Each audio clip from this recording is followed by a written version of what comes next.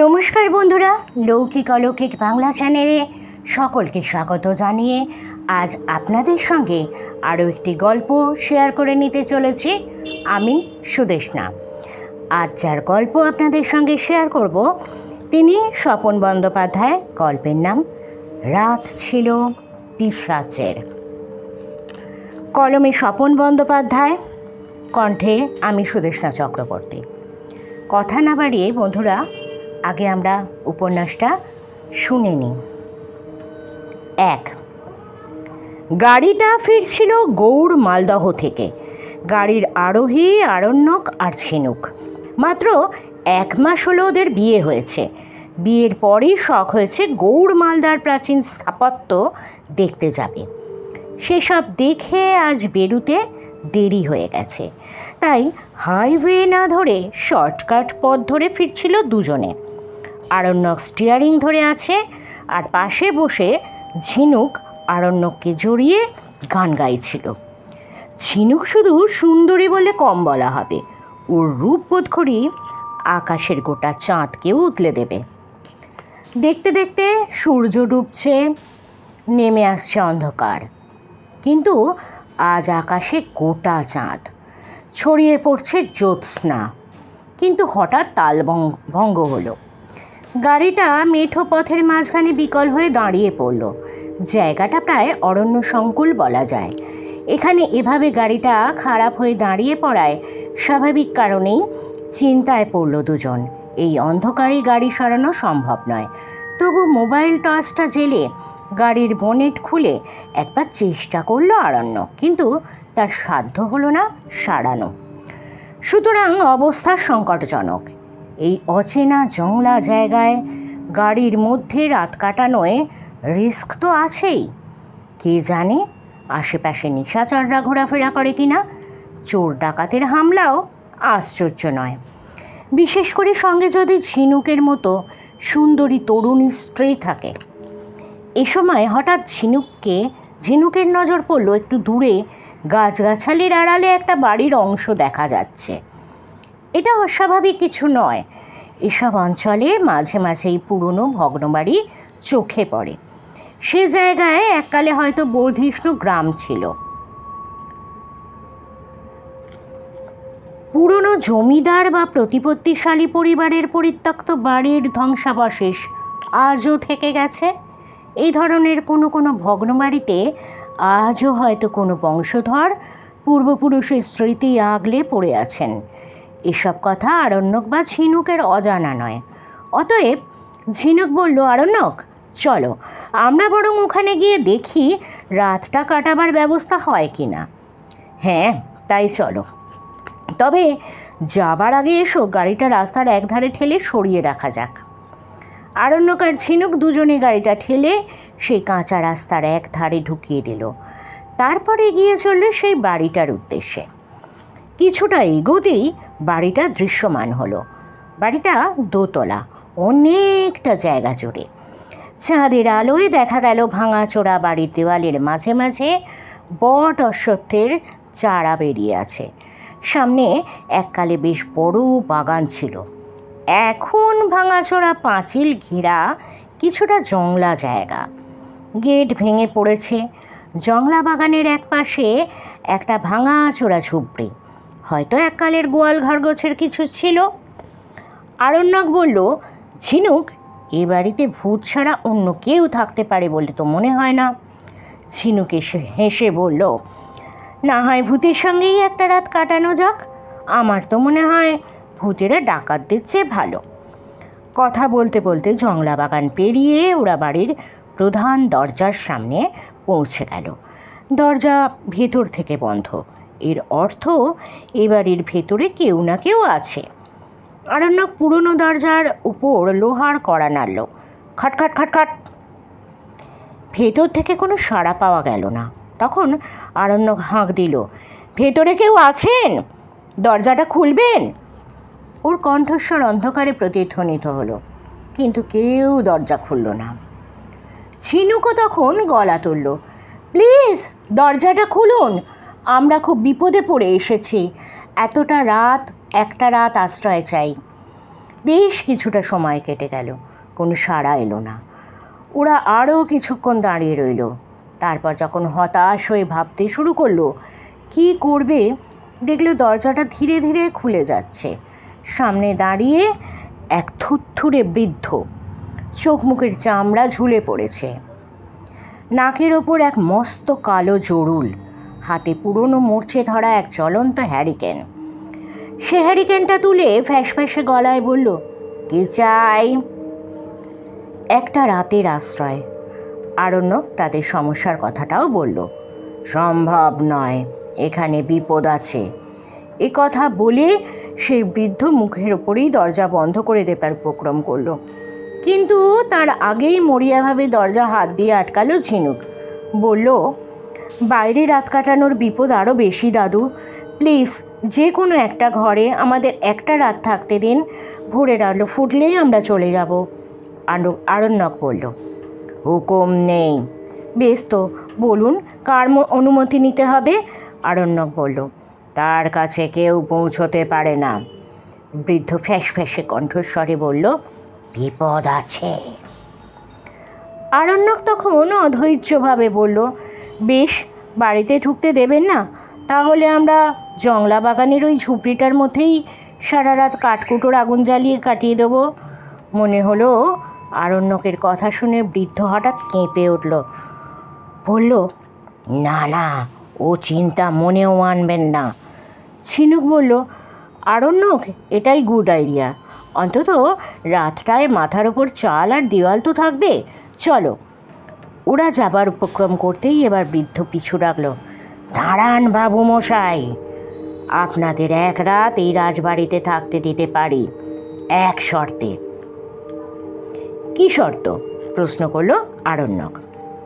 আপনাদের যে ঘরে থাকতে দেব, কোনো অবস্থাতেই রাতের বেলা সেই ঘর থেকে বেরোতে পারবেন না, আর দিনের আলো ফুটলেই এখান থেকে চলে যাবেন। বৃদ্ধ ফ্যাঁসে কাঁপা গলায় বলল, ঠিক আছে, রাজি। আরণ্যক এ কথা বলে ঝিনুকের দিকে তাকিয়ে একবার চোখ টিপল। বৃদ্ধ দেখতে পেল না। এবার বৃদ্ধ ওদের নিয়ে বাড়ির ভিতরে ঢুকলো। হাঁটতে হাঁটতে নিজের পরিচয় দিল। তার নাম সনাতন দিন্দা।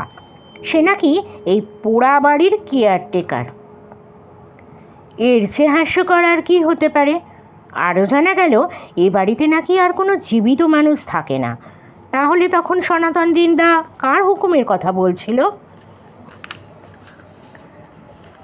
ওরা একতলার করিডোর ধরে হাঁটছিল। বাইরে থেকে বাড়িটা যত ভাঙাচোরা মনে হয়েছিল, ভেতরে ঢুকে তা মনে হলো না। হয়তো সনাতন দিন্দা মাঝে মধ্যে ঝাড়ামোছা করে। লম্বা করিডোরের একদিকে রেলিং ঘেরা বাগান, অন্যদিকে সারি সারি ঘর, কোনোটায় তালা চাবি দেওয়া, কোনোটা হাট করে খোলা। এখানে দ্বিতীয় কোনো মানুষের সাড়া নেই। চলতে চলতে হঠাৎ ঝিনুক একটা দরজা খোলা ঘরের সামনে দাঁড়িয়ে বলল, দেখো আরণ্যক। আরণ্যক ঝিনুকের কথায় তাকালো। ঘরের ভেতরে চাঁদের আলো এসে পড়েছে। সেই আলো দেখা গেল দেয়ালে একটা প্রমাণ সাইজের পোর্ট্রেট, এক দণ্ডায়মান রাজপুরুষের ছবি। পরনে চোগা চাপকান, মাথায় উষ্ণিস, চোখ দুটো বড় বড় পুরুষ্ঠুক গোঁফ, এক হাত কোমরে রেখে দাঁড়িয়ে আছেন। ওকার ছবি সনাতন দাদু? ঝিনুক ফটোটা দেখিয়ে জিজ্ঞেস করল।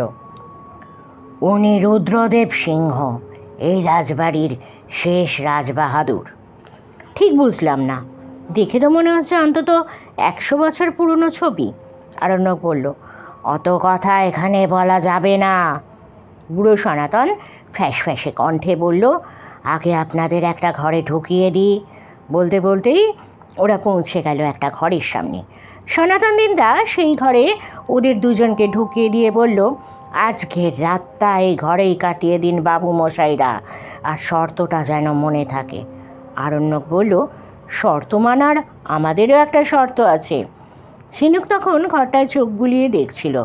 ঘরের মধ্যে একটা পুরনো খাট, টেবিল আর খান্দুই চেয়ার আছে। সবচেয়ে আশ্চর্য, খাটের ওপর একটা পরিষ্কার চাদর বিছানো। এখানে যদি লোক না ঢুকতে দেওয়া হয় তবে খাটের ওপর চাদর বিছিয়ে রাখা হয়েছে কেন? ঝিনুকের চমক ভাঙল বুড়ো সনাতন দিনদার কণ্ঠস্বরে। আপনার কি শর্ত বাবু মশাই? আরণ্যক বলল, আসার সময় যে রাজবাহাদুরের ছবি দেখলাম, তুমি বললে তিনিই এই রাজবাড়ির শেষ রাজা, কিন্তু তিনি তো ছবি দেখে মনে হয় বহুকাল আগের মানুষ। এখন তাহলে এই ভাঙা রাজবাড়ি কার হুকুমে চলে? বুড়ো সনাতন দিনদা এবার চাপা ফ্যাঁসে গলায় বলল, তাঁরই হুকুমে। তিনি নেই, আবার আছেন। কথাটা শুনে ঝিনুকের বুকের ভিতরটা শিউরে উঠল। বলল, তার মানে মৃত্যুর পরও তার মুক্তি হয়নি? হবে কি করে দিদি ভাই? তার ওপর যে রাজ পরিবারের কুলুগুরুর অভিশাপ আছে, এর পেছনে একটা জমাট গল্প আছে মনে হচ্ছে। আরণ্যক কৌতূহলী হলো। গল্প নয় বাবু মশাই, এই কেচ্ছা আমি আমার বাবার কাছে শুনেছিলাম। বাবা শুনেছিলেন তার ঠাকুরদার মুখে। কেচ্ছা? মার্ভেলাস! আরণ্যক বলল, আজকের রাতটা এই রাজবাড়ির কেচ্ছা শুনেই কাটিয়ে দেওয়া যাক, কি বলো ঝিনুক? সনাতন দিনদা বলল, মাফ করবেন বাবু মশাই, সেসব কেচ্ছা নিয়ে কথা বলার হুকুম আমার নেই। বলো না সনাতন দাদু, ঝিনুক মিনতি করে। আরণ্যক বলে, তোমার শর্ত আমায় মানাতে হলে আমার শর্তও তোমায় মানতে হবে। কেচ্ছাটা চটপট বলে ফেলো দেখি। সনাতন দিনদা তখন যেন কিছুটা বাধ্য হয়েই বলতে শুরু করে। রাজবাহাদুর রুদ্রসিংহ বিবাহিত হয়েও প্রেমে পড়েছিলেন রাজপুরোহিতের সুন্দরী তরুণী কন্যা উষার। সেও রাজবাবুর প্রেমে পড়েছিল। মাঝে মাঝেই রাতের বেলা চলতো তাদের গোপন অভিসার, কিন্তু তা রাজবাড়ির ভেতরে নয়, রাজবাড়ির বাগানে ওই ছোট্ট ঝুপড়িটার মধ্যে। এককালে ওটা গোশালা ছিল, কিন্তু রাজবাহাদুর গোপন অভিসারের জন্যই ওটা আর গোশালা রাখেননি। বেশ জমজমাট পরকীয়া প্রেম, কি বলো ঝিনুক? তারপর বলল আরণ্যক, কিন্তু ওদের ওই গোপন অভিসার চাপা রইল না বাবু মশাই। রাজপুরোহিত জানতে পারলেন। এক রাতে মেয়েকে অনুসরণ করে স্বচক্ষে দেখলেন ওদের অভিসার। ক্রুদ্ধ হয়ে নিজের পৈতে ছিঁড়ে অভিশাপ দিলেন রাজপুরোহিত। 7 দিনের মধ্যে মৃত্যু হবে রাজা বাহাদুরের। তারপর পিশাচ রূপে ঘুরে বেড়াবেন এই রাজবাড়ির আনাচে কানাচে। তা কি হয়েছিল জিজ্ঞেস করেছে ঝিনুক। হ্যাঁ দিদিমণি, শুনেছি 7 দিনের মাথায় রাজা বাহাদুরের মৃত্যু হয়েছিল এক কালকৈটের ছোপলে, আর সেই দিনই গলায় দড়ি দিয়ে মরেছিল রাজপুরোহিত কন্যা উষা। তারপর থেকে রাজা রুদ্রসিংহের পিশাচ আত্মা আজ ওই বাড়ির ভাঙা বাড়ির রাজবাড়িতে ঘুরে বেড়াচ্ছে। আরণ্যক বলল, গল্পটা ভালোই। গল্প নয় বাবু মশাই, অনেক রাত হলো, আমি যাই। সেই একঘেয়ে ফ্যাঁসে কণ্ঠে বলল সনাতন দিনদা। হারিকেনটা রেখে গেলাম, কিন্তু রাতে ঘর ছেড়ে কখনোই বেরোবেন না বাবু মশাই, মনে রাখবেন। বলতে বলতে সনাতন দিনদা ঘর ছেড়ে বেরিয়ে কোথায় চলে গেল কে জানে। সনাতন দিনদা ঘর ছেড়ে বেরিয়ে যাবার পর এই তরুণ দম্পতি কয়েক মুহূর্ত চুপ করে বসে রইল খাটটার ওপরে। চারিদিকে কি অদ্ভুত নৈঃশব্দ। ঘরের সামনে বারান্দা, বারান্দার সামনে জংলা বাগান, পূর্ণ চাঁদের জ্যোৎস্নায় সব কিছু দৃশ্যমান হয়ে আছে। কেমন যেন এক মায়াময় পরিবেশ। ঝিনুকই প্রথম কথা বলল, আরণ্যক, আমাদের বোধহয় ভাঙা বাড়িতে এভাবে রাত কাটানোটা ঠিক হচ্ছে না। তুমি কি ওই বুড়োর কথাগুলো বিশ্বাস করো? আরণ্যক বলল, আমার মনে হয় ওর অন্য কোনো ধান্দা আছে। কী ধান্দা বলো? ঝিনুক বলল, ও তো কিছু চাইলো না, চলেই গেল। রাত তো এখনও অনেক বাকি, হয়তো হঠাৎ কোনো বাহানা নিয়ে এসে হাজির হবে। আমার কিন্তু মোটেই ভালো লাগছে না আরণ্যক, ঝিনুক বলল। বুড়ো বলল, এই বাড়িতে লোক ঢোকে না, তাহলে এই ভাঙা খাটে পরিষ্কার চাদর পাতলো কে? কার হুকুমেই বা সে চলে? ঝিনুককে বেশ নার্ভাস মনে হলো। কথাগুলো আরণ্যকের মনেও ঘুরপাক খাচ্ছে, কিন্তু ও কিছু বলার আগেই হঠাৎ ঝিনুক ভীতভাবে ফিসফিসিয়ে উঠল, আরণ্যক, আরণ্যক, ওই দেখো, দেখতে পাচ্ছ? কি কি দেখবো ঝিনুক? কি দেখাতে চাইছো? পোর্ট্রেটের সেই রাজবাহাদুর, মানে রাজা রুদ্রসিংহ? কি হয়েছে? ঝিনুক কম্পিত কণ্ঠে বলল, আমি স্পষ্ট দেখলাম ঘরের সামনে দিয়ে হাঁটতে হাঁটতে চলে গেল। একদম সেই চেহারা, পোশাক, কিন্তু লম্বায় অন্তত। কি বলছো তুমি ঝিনুক? আরণ্যক ঝিনুককে একবার ঝাঁকুনি দিয়ে বলে, তুমি কি বলতে চাইছো রাজা রুদ্রসিংহ তার ওই পোর্ট্রেট থেকে নেমে এসে হাঁটতে হাঁটতে চলে গেল? তোমার কি ভয়ে মাথা বিগড়েছে ঝিনুক? আমি নিজের চোখে দেখলাম আরণ্যক, বিশ্বাস করো। তুমি ভয় পেয়েছো, তাই মনের কল্পনা চোখের সামনে স্বপ্নের মতো দেখছো। না না আরণ্যক, তুমি বিশ্বাস করো। ঝিনুক আরও কিছু বলার আগে আরণ্যক বলল, ঠিক আছে চলো, আমরা সেই রাজা বাহাদুরের পোর্ট্রেটটা দেখে আসি, তাহলেই তোমার ভুল ভাঙবে। বলতে বলতে আরণ্যক ঝিনুককে হাত ধরে ঘরের বাইরে বেরিয়ে এলো, এগিয়ে চলল করিডোর ধরে সেই ঘরটার দিকে, যে ঘরের দেওয়ালে রাজা রুদ্রসিংহের বিশাল ছবিটা দেখেছে। গিয়ে পৌঁছলো সেই ঘরটার সামনে, তারপর ছবির ফ্রেমের দিকে তাকিয়ে চমকে উঠল। এ কি দেখছে ওরা? পোর্ট্রেটের ফ্রেম আছে যথাস্থানে, কিন্তু সেখানে কোনো ছবি নেই। পোর্ট্রেট সাদা, ঠিক সাদা নয়, ধূসর বিবর্ণ। ঝিনুক ভীতভাবে বলে ওঠে, দেখছো দেখছো আরণ্যক, যা বলেছিলাম সত্যি কি না? ওই ছবি জীবন্ত হয়ে হেঁটে গেছে আমাদের ঘরের সামনে দিয়ে, আমি ভুল দেখিনি। আরণ্যকও অবাক হয়েছে, এ কিভাবে সম্ভব? একটু আগেই এই ছবির ফ্রেমের মধ্যে তারা দুজনেই রাজা রুদ্রসিংহের ছবি দেখেছে। ঠিক এই সময় সামনের বাগানের দিকে তাকিয়ে এবার ভয়ে আর্তনাদ করে উঠল ঝিনুক, ওই ওই দেখো আরণ্যক। আরণ্যক এবার ঝিনুকের কথা শুনে সেদিকে ঘাড় ঘুরিয়েই যাকে বলে আটকে উঠল। ওই জংলা বাগানে হেঁটে চলেছে ওই পুরুষ মূর্তি, একটু আগে যাকে এই পোর্ট্রেটে দেখেছে, রাজা বাহাদুর রুদ্রসিংহ। পূর্ণ চাঁদের আলোয় চিনতে অসুবিধে হলো না, কিন্তু লম্বায় প্রায় 8 ফুট, লম্বা লম্বা পা ফেলে হেঁটে চলেছে। পিশাচ পিশাচ! রাজপুরোহিতের অভিশাপে এখনও মুক্তি পায়নি রুদ্রসিংহ। ভীতভাবে কানের কাছে ফিসফিস করে উঠল ঝিনুক, চলো আমরা ঘরে ঢুকে পড়ি। কিন্তু এ কি সম্ভব? আরণ্যক যথেষ্ট সাহসী, যুক্তিবাদী। তার মনে হলো এসবের পেছনে ওই বুড়ো সনাতনের কারসাজি আছে। এখন ভয় পেয়ে পালিয়ে গেলে তার সঙ্গের যা কিছু লুট করবে, এটাই ধান্দা বুড়োর। আরণ্যক বলল, ঝিনুক ভয় পেও না, এর মধ্যে কোনো চালাকি আছে। বলতে বলতে আরণ্যক ডাকল, সনাতন সনাতন! কেউ কোনো সাড়া দিল না। ওই মূর্তি তখন এগিয়ে চলেছে জংলা বাগানের সেই ঝুপড়ির দিকে। ওই দেখো আরণ্যক, ওই পিশাচ ঝুপড়িটার দিকে এগিয়ে চলেছে। সনাতন পুরো যেমন বলেছিল। ঝিনুক, আমি বিশ্বাস করি না এসবের পেছনে নিশ্চয়ই কোনো চাতুরি আছে, আমি নিজের চোখে দেখতে চাই। আরণ্যক বলল। ঝিনুক জানে তার স্বামী দারুণ সাহসী, তাই বলে এই রাতের বেলা অজানা অচেনা জায়গায়। ঝিনুক, তুমি বরং ঘরে ঢুকে দরজা বন্ধ করে বসো। আমায় কেউ পিশাচ সেজে ভয় দেখাবে, আমি কিছুতেই মেনে নেব না। আরণ্যক বলল। কিন্তু আরণ্যক, কোনো ভয় করো না, তুমি নিশ্চয়ই ভুলে যাওনি আমি একসময় ইন্টার কলেজ জুডো ক্যারাটে কম্পিটিশনে চ্যাম্পিয়ন হয়ে ব্ল্যাক বেল্ট পেয়েছিলাম।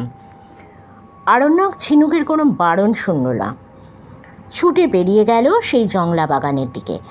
আরণ্যক এসে দাঁড়ালো সেই জংলা বাগানটায়, চারদিকে নিঝুম, কিন্তু সারা বাগানটা চন্দ্রলোকে আলোকিত। কিন্তু এ আলো বড় নৈসর্গিক, মায়াময়।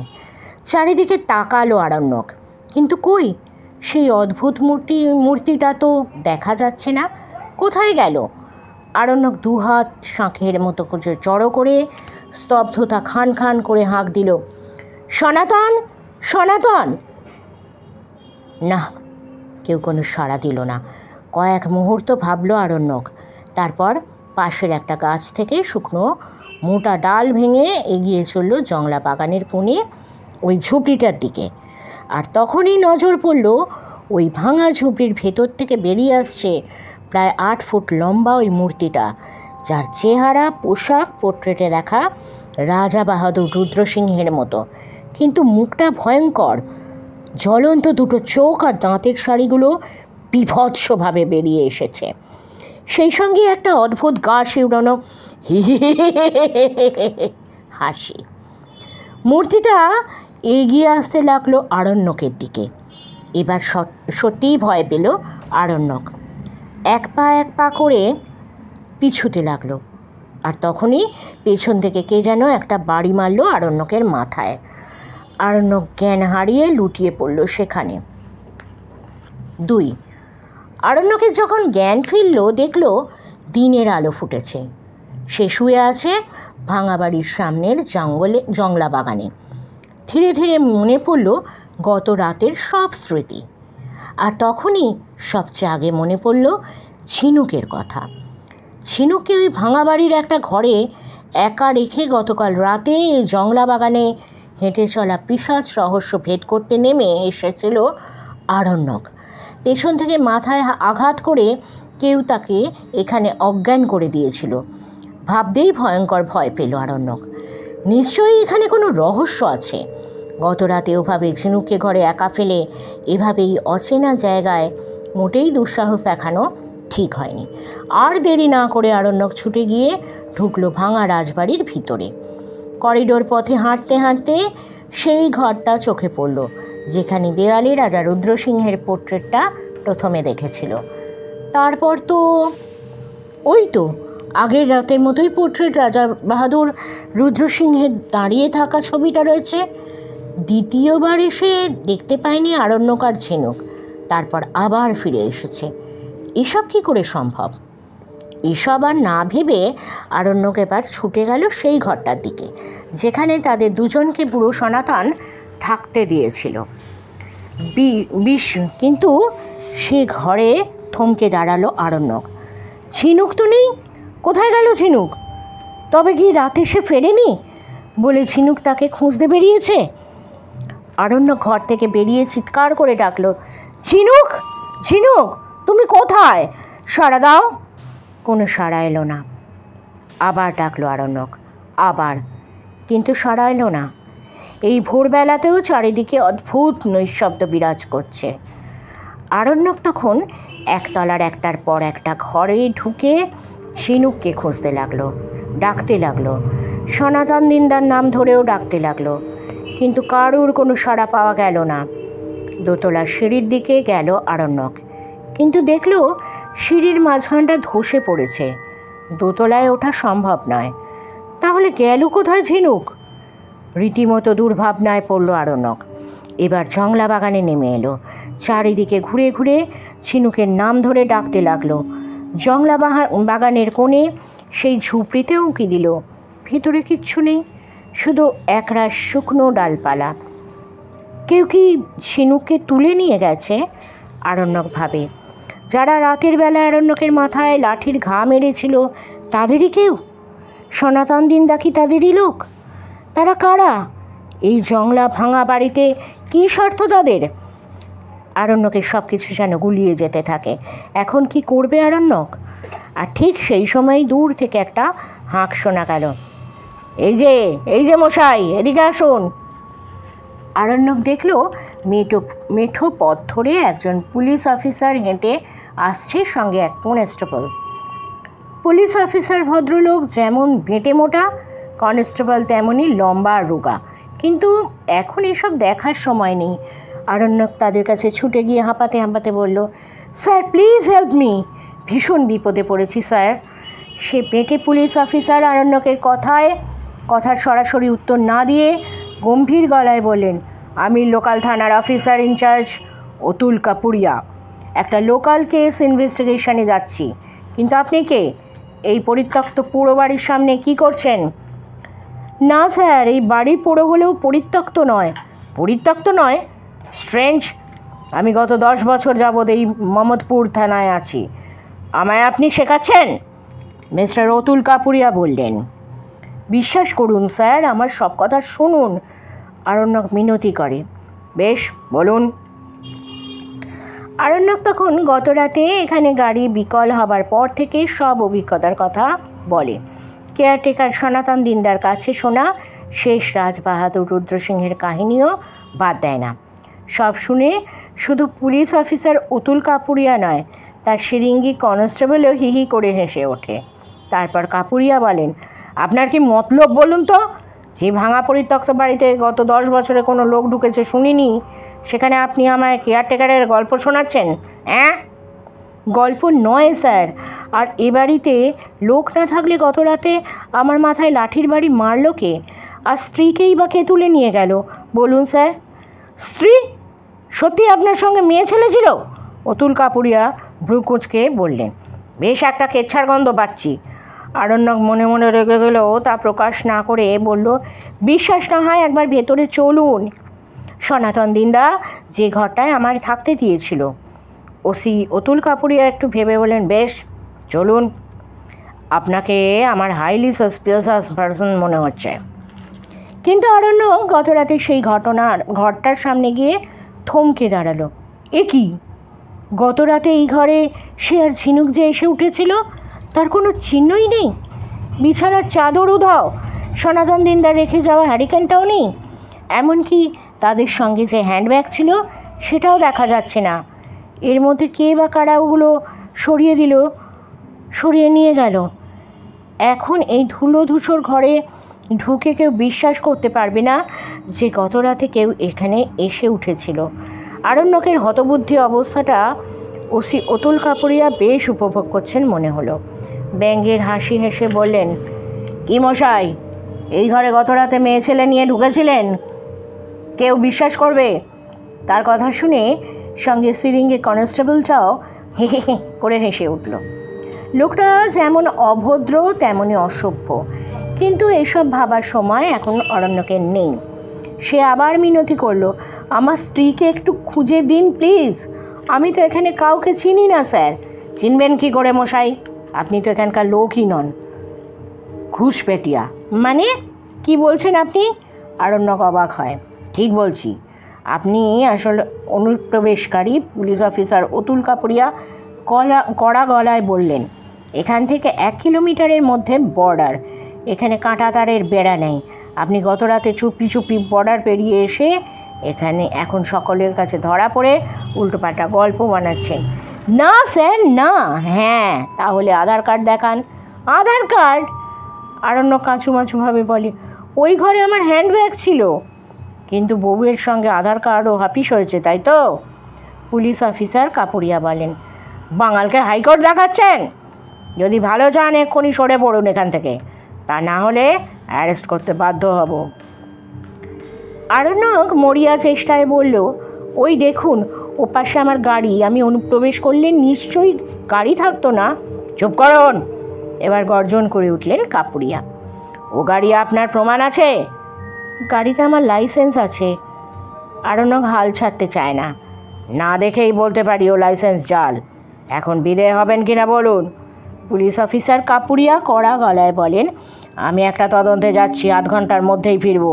তখনও যদি আপনাকে এখানে দেখতে পাই আপনার অবস্থা খারাপ করে দেবো। চলো হে দিনু। বলতে বলতেই 2 পুলিশ সামনের দিকে হাঁটতে শুরু করে। আরণ্য কিছুক্ষণ হতবুদ্ধিভাবে দাঁড়িয়ে থাকে, তারপর নিজের গাড়ির দিকে এগিয়ে যায়। গত রাতের অন্ধকার আর টেনশনে গাড়িটা সারাতে না পারলেও এই দিনের আলোয় বনেট খুলে একটু চেষ্টা করতেই বিকল গাড়ি সচল হলো। তারপর আরণ্যক ভাবতে বসলো, এখন সে কি করবে?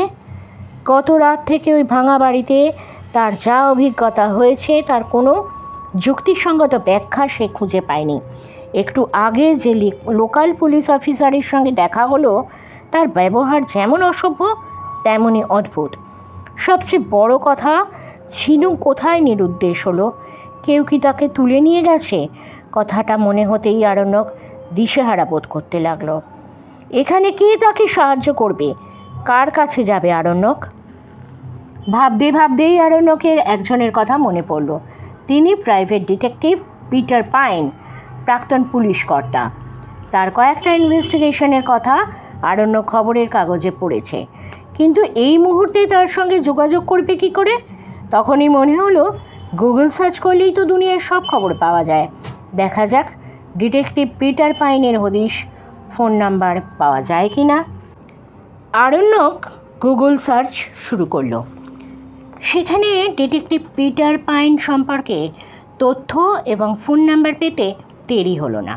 আরণ্যক সেই নম্বরে ফোন করলো। কয়েক সেকেন্ড রিং হবার পর ওপার থেকে একটা ভরাট ব্যক্তিত্বপূর্ণ কণ্ঠস্বর শোনা গেল। Hello, mister Peter pine, private investigator বলছি। আপনি কে বলছেন? আমি আরণ্যক সেন, নদিয়া জেলার মামুদপুর বর্ডার এরিয়া থেকে বলছি। মামুদপুর? আপনি ওখানে থাকেন? না স্যার, এই প্রত্যন্ত এলাকা বর্ডারের কাছাকাছি, প্রায় জঙ্গল ও টিস্যুতেই বলতে পারেন। এখানে এসে খুব সাংঘাতিক একটা বিপদে পড়ে আপনাকে ফোন করছি। আরণ্যক তখন টেলিফোনে গত রাত থেকে তার সমস্ত অভিজ্ঞতার কথা ফোনের মাধ্যমে বলল। সব শুনে মিস্টার পাইন বললেন, আপনার অবস্থাটা বুঝতে পারছি, তবে এখন ওখানে থাকলে আপনার প্রাণ সংশয় হতে পারে। তাহলে আমি কি করব স্যার? আমার স্ত্রীকে ছেড়ে, জায়গা ছেড়ে কিভাবে যাব? আরণ্যক প্রায় কাঁদো ভাবে বলল, দেখুন আরণ্যকবাবু, আমার মনে হচ্ছে ওদের যদি আপনার স্ত্রীকে খুন করার উদ্দেশ্য থাকতো তাহলে তার লাশ দেখতে পেতেন। ওরা হয়তো আপনার স্ত্রীকে কিডন্যাপ করেছে, কিংবা আপনার স্ত্রী ওদের হাত থেকে রেহাই পাবার জন্য নিজেই কোথাও লুকিয়ে আছেন। না মিস্টার পাইন, আমার স্ত্রী ঝিনুক আমার কাছে না এসে লুকিয়ে থাকতে পারে না। ঝিনুককে ওরাই তুলে নিয়ে গেছে। জানি না ওর ভাগ্যে এখন কী ঘটছে। বলতে বলতে আরণ্যক প্রায় কেঁদেই ফেলল। ঠিক আছে, কেসটা আমি নিতে পারি। প্লিজ স্যার, এই জন্য আপনি যত পারিশ্রমিক চান ওসব কথা পরে। এখন আপনি যা বলবো আপনাকে তাই করতে হবে। টেলিফোনের ওপার থেকে পিটার পাইন বললেন, কি করতে হবে বলুন? আপনার ওখান থেকে কৃষ্ণনগর কত দূর? পিটার পাইন প্রশ্ন করলেন। ঠিক জানি না, তবে আমার সঙ্গে গুগল ম্যাপ আছে, দেখে নেব। তবে বোধহয় খুব বেশি দূর নয়, আরণ্যক বলে। ও হে, ওকে, তাহলে আপনি এক্ষুনি স্টার্ট করে কৃষ্ণনগর চলে আসুন। একটা কোনো হোটেলে উঠে আমায় ফোন করবেন, আমিও বেরোচ্ছি, পিটার পাইন বললেন। রাইট স্যার, আমি যত তাড়াতাড়ি পারি কৃষ্ণনগরে যাচ্ছি, তারপর আপনাকে ফোন করব। কথা বলে ফোন নামিয়ে আরণ্যক দেখল লোকাল থানার ওসি অতুল কাপুরিয়া ফিরে আসছে। আরণ্যক আর দেরি না করে গাড়িতে উঠে স্টার্ট দিল। এখন ডিটেকটিভ পিটার পাইনের ওপরেই ভরসা করা ছাড়া আর কোনো উপায় নেই। পিটার পাইন শ্যালক রমাকান্তকে বললেন, রমা, মোবাইল ফোনটা খুলে দেখো তো, এখান থেকে বাই কার কৃষ্ণনগর যেতে কতটা সময় লাগতে পারে? রমাকান্ত বলল, ঘণ্টা তিনেকের বেশি নয়। কেন জামাইবাবু? কোনো নতুন কেস মনে হচ্ছে? পিটার পাইন বলেন, দেরি করা যাবে না, তুমিও চলো আমার সঙ্গে। কী কেস জামাইবাবু? মেনলি বউ চুরি, তার সঙ্গে অন্য রহস্যও আছে। বউ চুরি? পাশে রমাকান্তর বউ তৃষাও ছিল। সে বলল, জামাইবাবু আজকাল এসব কেস তো নিচ্ছেন কেন? বউ চুরি কি তুমি সামান্য ব্যাপার মনে করো নাকি? যার বউ চুরি যায় সেই বোঝে। আজকাল ওই একটা আতঙ্কেই পুরুষরা সবচেয়ে বেশি ভোগে।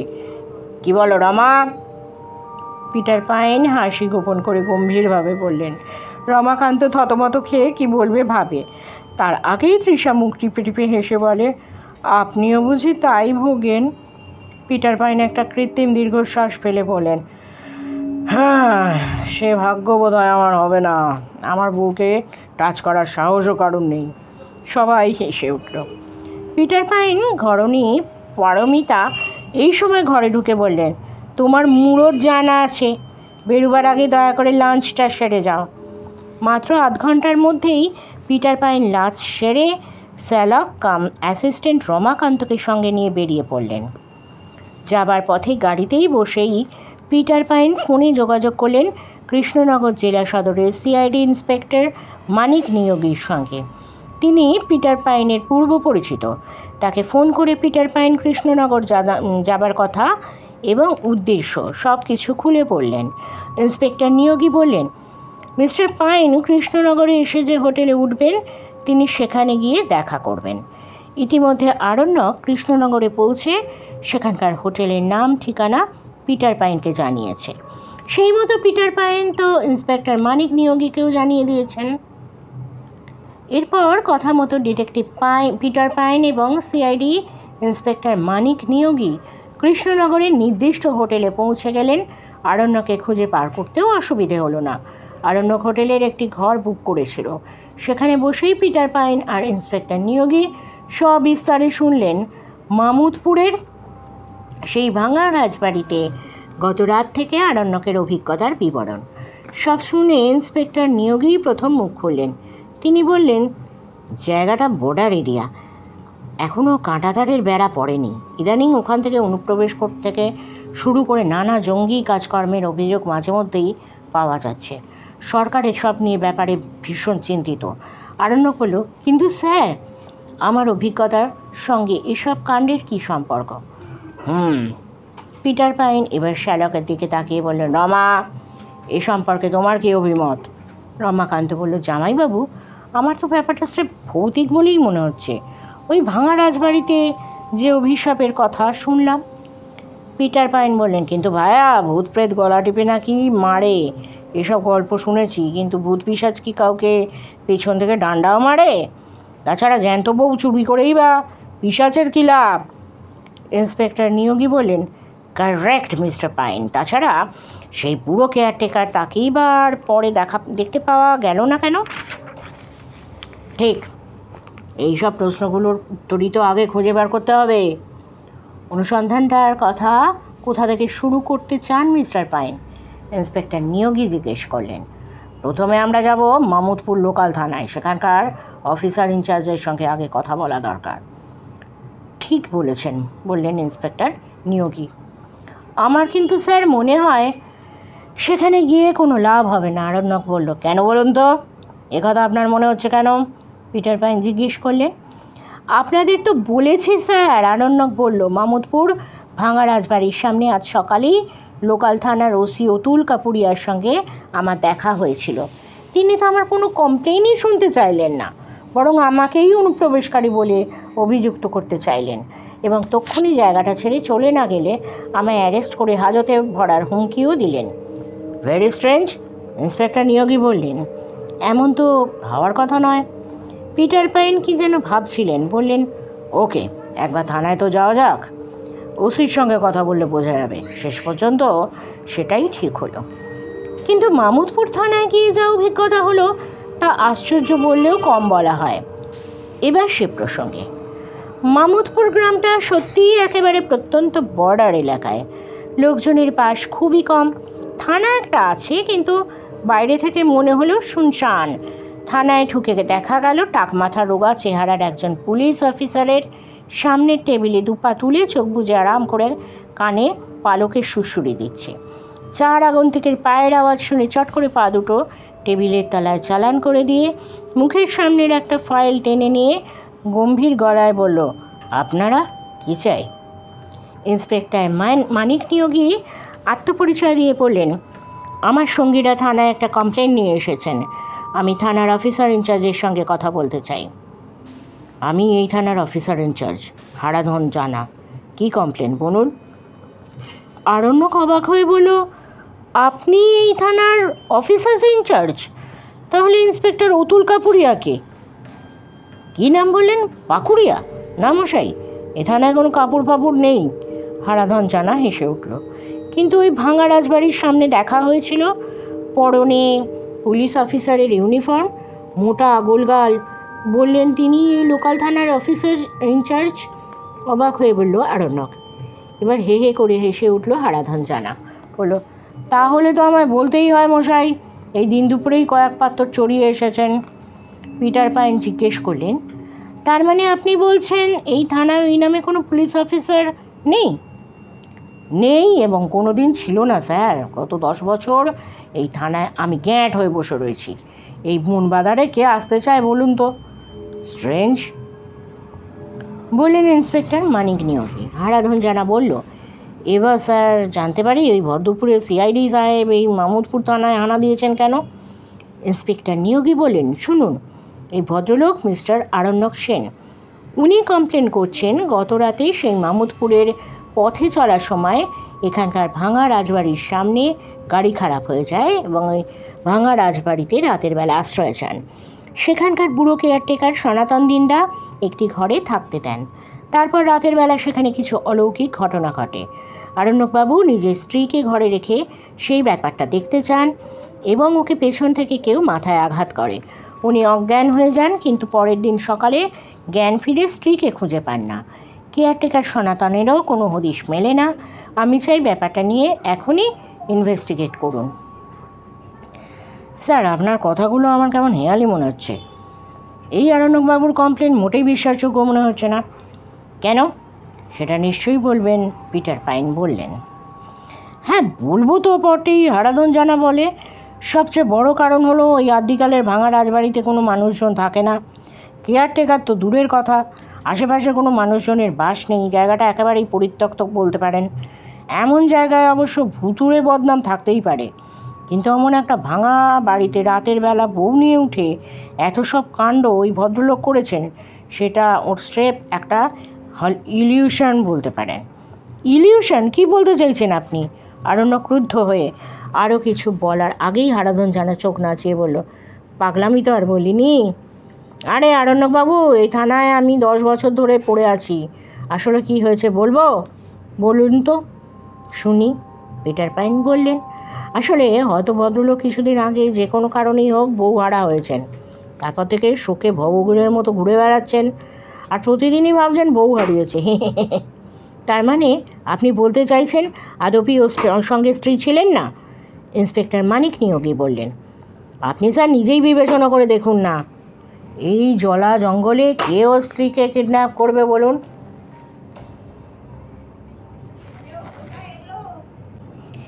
এটা গল্প নয়, ফর গড সেক। আরণ্যক চেঁচিয়ে উঠে আরও কিছু বলার আগেই পিটার পাইন ডান হাতটা তুলে বললেন, প্লিজ আরণ্যকবাবু। তারপর হারাধন জানার দিকে তাকিয়ে বললেন, আমরা তবু একবার জায়গাটা ইনভেস্টিগেট করতে চাই। সিআইডি ইন্সপেক্টর নিয়োগী বললেন, হ্যাঁ, কেসটা নিয়ে যখন এত দূর এসেছি, জায়গাটা থেকে একবার ঘুরে আসাই যাক। হারাধন জানা বার কয়েক চোখ পিটপিট করে বলল, বেশ, আমিও যাব আপনাদের সঙ্গে। তার আগে এক কাপ চা খেতে খেতে যাওয়া যাক। তারপর কেউ কিছু বলার আগেই হারাধন জানা হেঁকে উঠল, এই কে আছিস? বনমালীকে বল 5 কাপ চা দিয়ে যেতে। একটু বাদে একটা ভাঙা অ্যালুমিনিয়াম প্লেটে 5 ভাঁড় চা নিয়ে যে বুড়ো লোকটা এসে ঢুকলো, তাকে দেখে চমকে উঠল আরণ্যক। একটা ছেঁড়া টুপিতে কান পর্যন্ত ঢেকে রাখলেও ওর নাকের ওই জরুলটা দেখে আরণ্যকে চিনতে ভুল হলো না। ওই বুড়োই তো গত রাতে ভাঙা রাজবাড়ির কেয়ারটেকার সনাতন দিন্দা। আরণ্য কথাটা বলতেই থানার অফিসার ইনচার্জ হারাধন জানা হা হা করে হেসে উঠল। তারপর বলল, স্যার, বলেছিলাম না এই ভদ্রলোক মানসিক সমস্যায় ভুগছেন, তাই সর্বত্র ইলিউশন দেখছেন। পিটার পাইন জিজ্ঞেস করলেন, এর নাম তাহলে সনাতন নয়? আরে না স্যার, এর নাম বনমালী। এই থানার 5 ফরমাস খাটে, ভালো করে কথাও বলতে পারে না। বলে সেই বুড়োর দিকে তাকিয়ে বললে, এই তোর নাম সনাতন? সেই বুড়ো উত্তরে করে কি বলল বোঝা গেল না। শুধু এটুকু জানা গেল সে বলতে চাইছে সে মোটেই সনাতন নয়। এসব দেখে শুনে আরণ্যক কী যে বলবে ভেবে পেল না। হারাধন জানা এবার হেসে আরণ্যকের দিকে তাকিয়ে বলল, মশাই, বউ মরার দুঃখ আমি বুঝি। আমি তো গত 10 বছর ধরে 2বার বিয়ে করেছি। প্রথম বউটা মরেছে গলায় দড়ি দিয়ে, দ্বিতীয়টা বিষ খেয়ে। তবু কি আপনার মতো মানসিক অবসাদে ভুগছি? এই তো সামনের আঘ্রাণেই আবার বিয়ে করব ঠিক করেছি। সিআইডি ইন্সপেক্টর মানিক নিয়োগী এবার ধমকে উঠলেন, আরে দূর মশাই, আপনার কাছ থেকে এত কথা কে শুনতে চেয়েছে? এবার চলুন ঘটনাস্থলে। ঘটনা তো কিছু ঘটেই নি স্যার।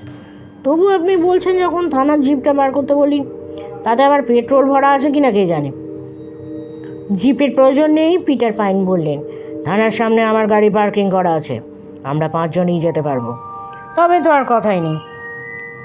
বলতে বলতে টুপিটা মাথায় চড়িয়ে উঠে দাঁড়ালো মামুদপুর থানার ইনচার্জ হারাধন জানা। পিটার পাইনের গাড়িতেই 5 জন গিয়ে হাজির হলো সেই জঙ্গল ঘেরা পুরনো ভাঙা বাড়ির সামনে। ইতিমধ্যে দিনের আলো পড়ে আসছে। ওরা গাড়ি থেকে নামলো। আরণ্যক সবাইকে গতকালের অভিজ্ঞতার কথা খুঁটিয়ে খুঁটিয়ে বর্ণনা দিতে দিতে বাড়ির গেট পার হয়ে ভেতরে ঢুকলো।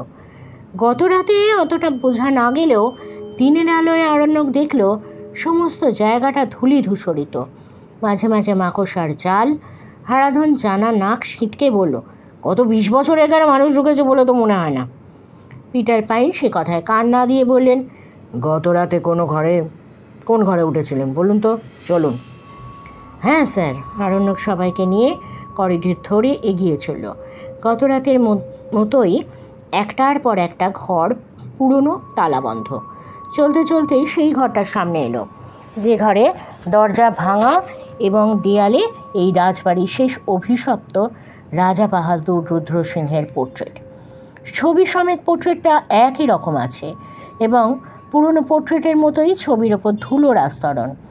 এই পোর্ট্রেটের মানুষটিকেই তো আরণ্যক পিশাচ রূপে রাজবাড়ির জংলা বাগানে ঘুরতে দেখেছে। তারপর কিন্তু নতুন করে আর সে কথা তুলল না আরণ্যক। ওর সঙ্গীরাও কিছু বললেন না। পিটার পাইন বললেন, চলুন আরণ্যকবাবু, গত রাতে যে ঘরটায় উঠেছিলেন সেটা দেখি। হ্যাঁ স্যার, ওই সামনেই। আরণ্যক কথা বলে এগিয়ে চলো। তারপর ওরা গিয়ে দাঁড়ালো সেই ঘরটার সামনে। কিন্তু ঘরের সামনে দাঁড়িয়ে চমকে উঠল আরণ্যক। এক রাতের মধ্যে ঘরের ভোল পুরোপুরি পাল্টে গেছে। ঘরে কোনো খাট টেবিল নেই, হারিকেন অদৃশ্য, শুধু পাতিল, কিছু ভাঙা ফার্নিচার আর নোংরা ভর্তি। এই ঘরে গত রাতে আরণ্যক এসে উঠেছিল প্রমাণ করবে কি করে? ভাবতে ভাবতেই কানের কাছে মামুদপুর থানার অফিসার ইনচার্জ হারাধন জানার খিক খিক হাসি শোনা গেল।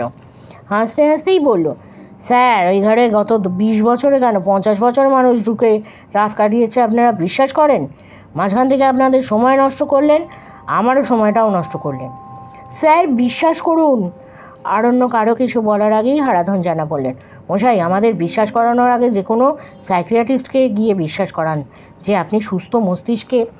ঠিক সেই সময় হঠাৎ আরণ্যকের নজর পড়ল ঘরের এক কোণে কাঠকুটোর আড়ালে একটা মোবাইল। হ্যাঁ, এ তো যাচ্ছি না। কেউ কিছু বলার আগেই আরণ্যক প্রায় লাফিয়ে ঘরে ঢুকে ফোনটা তুলে নিয়ে এলো। এটা ঝিনুকের ফোন। না, আরণ্যকের কোনো সন্দেহ নেই। বিয়ের রাতেই এই অ্যান্ড্রয়েড ফোনটা ঝিনুককে উপহার দিয়েছিল আরণ্যক। ফোনটা বোধহয় কোনোভাবে পুড়ে বিকল হয়েছে, তাই খুলল না। কিন্তু ফোনের কভার পিকচারে আরণ্যক আর ঝিনুকের যৌথ ছবিটা পরিষ্কার ফুটে রয়েছে।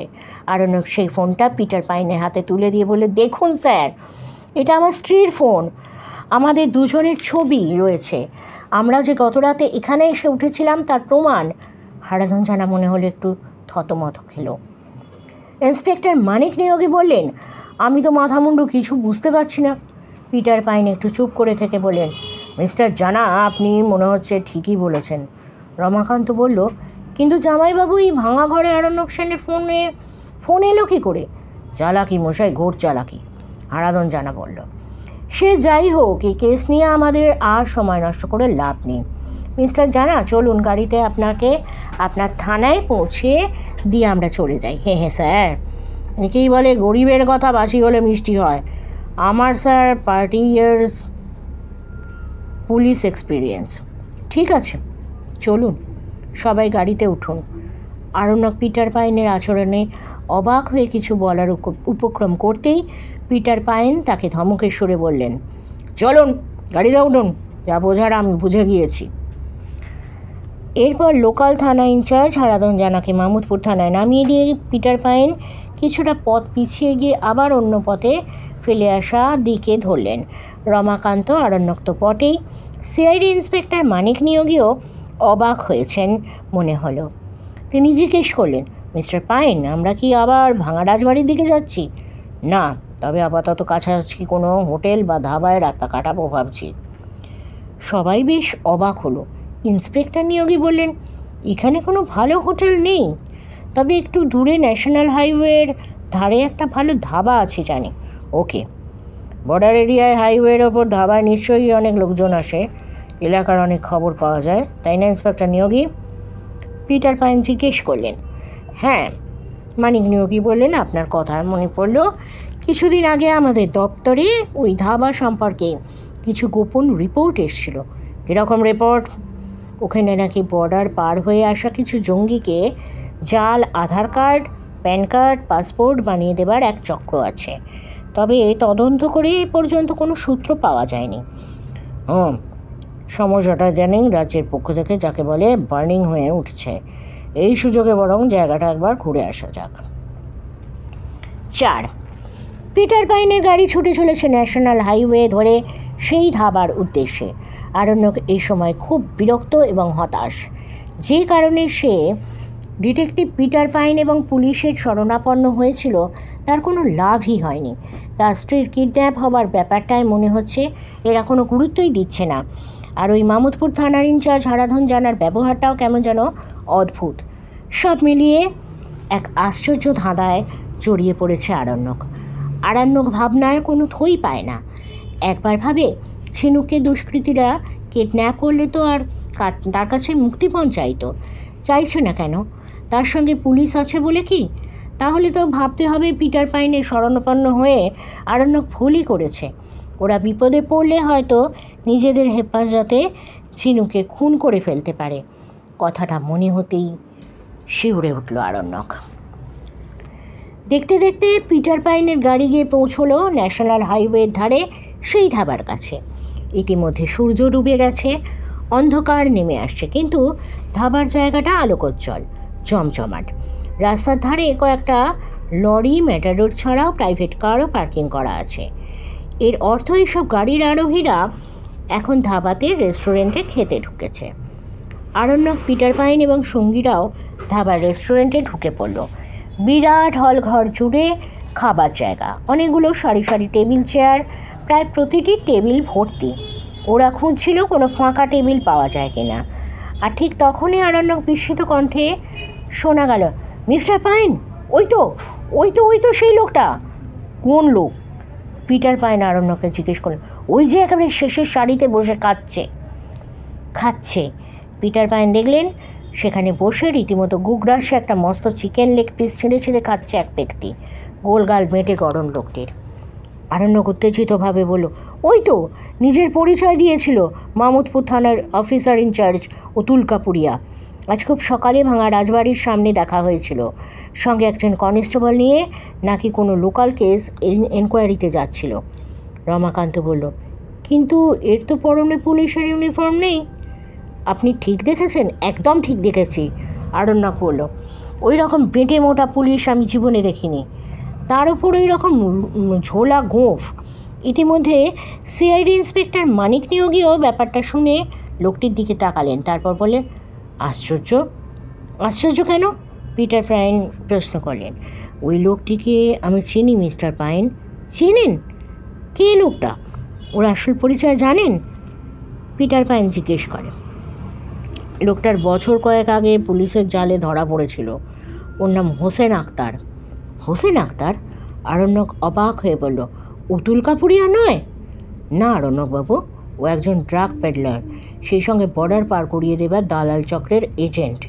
কিন্তু পুলিশ ওকে আইডেন্টিফাই করলেও সেবার পুলিশের চোখে ধুলো দিয়ে পালিয়ে যায়। ওকে এখনও পুলিশ খুঁজছে। পিটার পাইন কয়েক সেকেন্ড কি যেন ভাবেন, তারপর বলেন, আমার মাথায় একটা প্ল্যান এসেছে, এই জন্য আপনাদের সকলের হেল্প দরকার। অবশ্যই, মিস্টার নিয়োগী বলেন। বলুন, আপনার জন্য কি করতে হবে? আপাতত আপনি আর আরণ্যকবাবু ধাবার বাইরে কোথাও গা ঢাকা দিয়ে দাঁড়ান। অ্যাকশানে যাব আমি আর আমার সহকারী রমাকান্ত। অ্যাকশান? হ্যাঁ, প্লিজ, এখন আর কিছু জানতে চাইবেন না, পিটার পাইন বললেন। ওকে। সিআইডি ইন্সপেক্টর মিস্টার নিয়োগী আরণ্যকবাবুকে বললেন, চলুন আমরা বাইরে গিয়ে অপেক্ষা করি। এ কথা বলে তিনি আরণ্যকে কিছু বলার সুযোগ না দিয়েই রেস্টুরেন্টের বাইরে বেরিয়ে গেলেন। পিটার পাইন ও রমাকান্তকে রেস্টুরেন্টের বাইরে একটা নির্জন জায়গায় নিয়ে গিয়ে বললেন, আমি যা বলি চটপট তাই করো রমা। মাথার চুলগুলো উস্কো খুস্কো করে দাও, প্যান্টের ভেতর থেকে শার্ট বার করে যতটা সম্ভব আনস্মার্ট হবার চেষ্টা করো। জেনে রাখো, এখন তোমার নাম নাসির আলম আর আমি ইসমাইল শেখ। বলতে বলতে পিটার পাইন নিজের পকেট থেকে চিরুনি বার করে নিজের মাথার চুলগুলো উল্টো দিকে আঁচড়ে ব্যাগ থেকে একটা ফলস দাড়িগো বার করে মুখে গাম দিয়ে আটকে নিলেন। রমাকান্ত বলল, জামাইবাবু আপনি এসব কী করতে চাইছেন বলুন তো? এখন আর কথা বলার সময় নেই রমা, এখন থেকে আমি শুধু যা বলবো তুমি শুধু সায় দিয়ে যাবে, এসো। তারপর ওরা দুজনে আবার ধাবার রেস্টুরেন্টে গিয়ে ঢুকলো। ইসমাইল শেখ ওরফে পিটার পাইন আর নাসির আলম রুপি রমাকান্তকে সঙ্গে নিয়ে দাঁড়ালেন অতুল কাপুরিয়া ওরফে হোসেন আক্তারের টেবিলের সামনে। তখন সে খাওয়া শেষ করে ওঠার উপক্রম করছে, আর সামনের একটা খালি চেয়ারে বসে ছদ্মবেশী পিটার পাইন বাংলাদেশি টানে চাপা গলায় বললেন, সালাম আলাইকুম হোসেন সাহেব। হোসেন আক্তার স্পষ্টতই চমকে উঠল, দু চোখে সন্দেহ, বলল, কে আপনারা? চিনতে পারছেন না জনাব? আমি ইসমাইল শেখ। কবছর আগে আপনি আমার যে উপকার করেছিলেন তা জিন্দেগিতে ভুলব না জনাব। বলতে বলতে ইঙ্গিতপূর্ণভাবে হোসেন আক্তারের দিকে তাকিয়ে চোখ টিপলেন পিটার পাইন। হোসেন আক্তার তবু সন্দেহ ঘোচেনি, দু চোখ সরু করে তাকিয়ে বলল, আপনাকে তো চিনতে পারছি না জনাব, আমি ছোটা মোটা আদমি, আমায় আপনি ভুলে গেলেও আমি কি আপনাকে ভুলতে পারি? তারপর গলা আরও নিচু করে পিটার পাইন বললেন, আপনার মেহরবানিতেই তো এখানে দানা পানি কামাচ্ছি, ফালতু বাদ ছেড়ে ফেলুন, বলুন এখন কি ধান্দা এসেছেন আমার কাছে? হোসেন আক্তার বলে, ধান্দা? জি, আপনাকেই খুঁজছিলাম, আজ এখানে দেখে ভরসা পাইছি, বললেন ছদ্মবেশী পিটার পাইন। তারপর রমাকান্তকে দেখিয়ে বলেন, এ আমার ভাতিজা নাসির আলম, 7 দিন আগে বর্ডার পার কইরা এসে। জনাব এখানে বহুত মুসিবতে আছে আমার এই ভাতিজা, মেহরবানি করে এখানে ওর একটা পাকা বন্দোবস্ত করে দিতে হবে। জনাব আমায় একটু হেল্প করে দিন, বর্ডার পার করছি, লেকিন এখানে আধার কার্ড প্যান কার্ড বা না থাকলে এখানকার খাঁচার পুলিশ যে কোনো সময় আমায় তুলে নিবে। ছদ্মবেশী রমাকান্ত কম গেল না। মনে হলো দুজনেই অভিনয়টা ভালোই হয়েছে। হোসেন ওদের দিকে তাকিয়ে কী যেন ভাবে। ছদ্মবেশী পিটার পাইন বলেন, জনাব যেতনা রুপয়া লাগে আমি দিব, আর আমার এই ভাতিজাকে এই স্টেটে রাখবো না। পশ্চিমের স্টেট থেকে ওর জন্যে এক বড়া দামের অফার এসছে। জনাব আজ রাতের মধ্যে যদি কমসে কম ভাতিজার আধার কার্ডটা পাই। তামাশা হ্যাঁ ক্যা?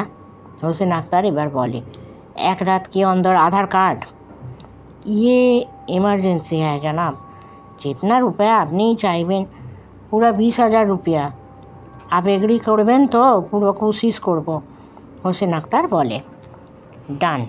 ইসমাইল শেখ ওরফে পিটার পাইন বলেন, अभी हम 10,000 অ্যাডভান্স দিচ্ছি, বাকি কাম কি বাত।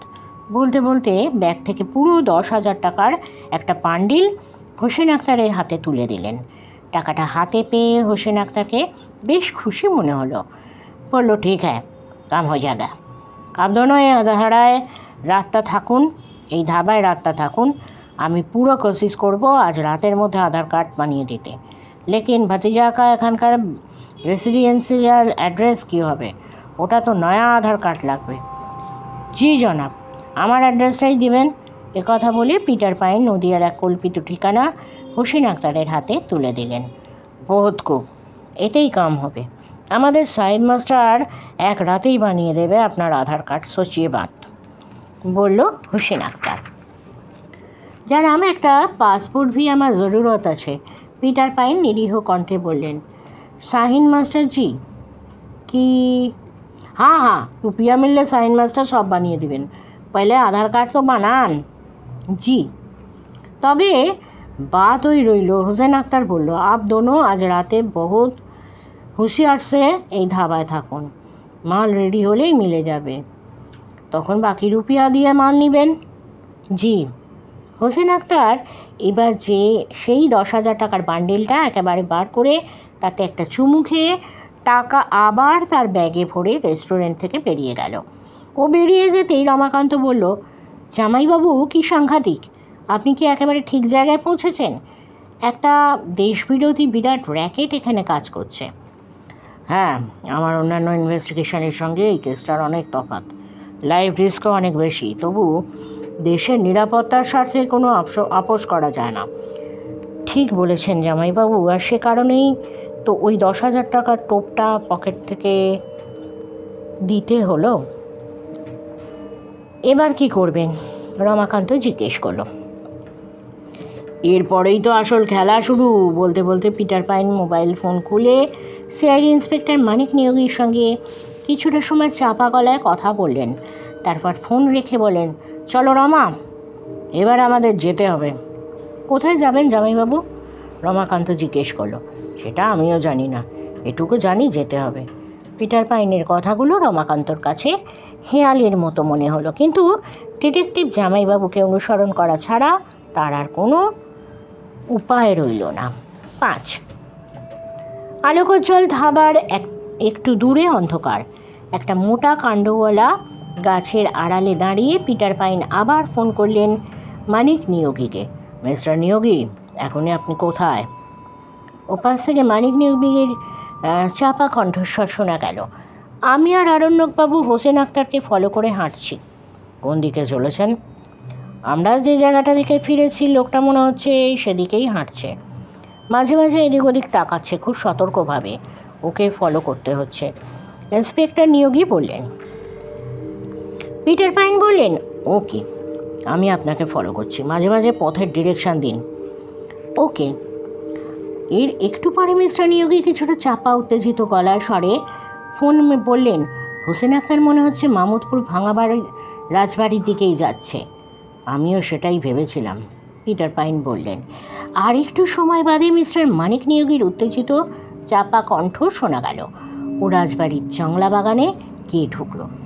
ঠিক আছে, আমরাও আপনাদের কাছাকাছি এসে পড়েছি, আপনি সতর্কভাবে ফলো করুন, ফোন চালু রাখুন, পিটার পাইন বললেন। Okay mister pine.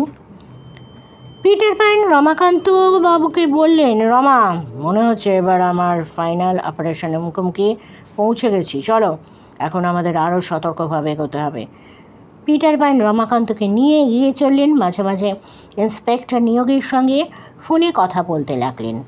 এভাবে আরও কিছুটা সময় কাটল। ইতিমধ্যে আকাশের চাঁদটা অনেকটা মাথার উপরে উঠে পড়েছে, হালকা জ্যোৎস্না ছড়িয়ে পড়েছে আশেপাশে। পিটার পাইন হাঁটতে হাঁটতে ইন্সপেক্টর নিয়োগীর সঙ্গে ফোনে কথা বলছিলেন।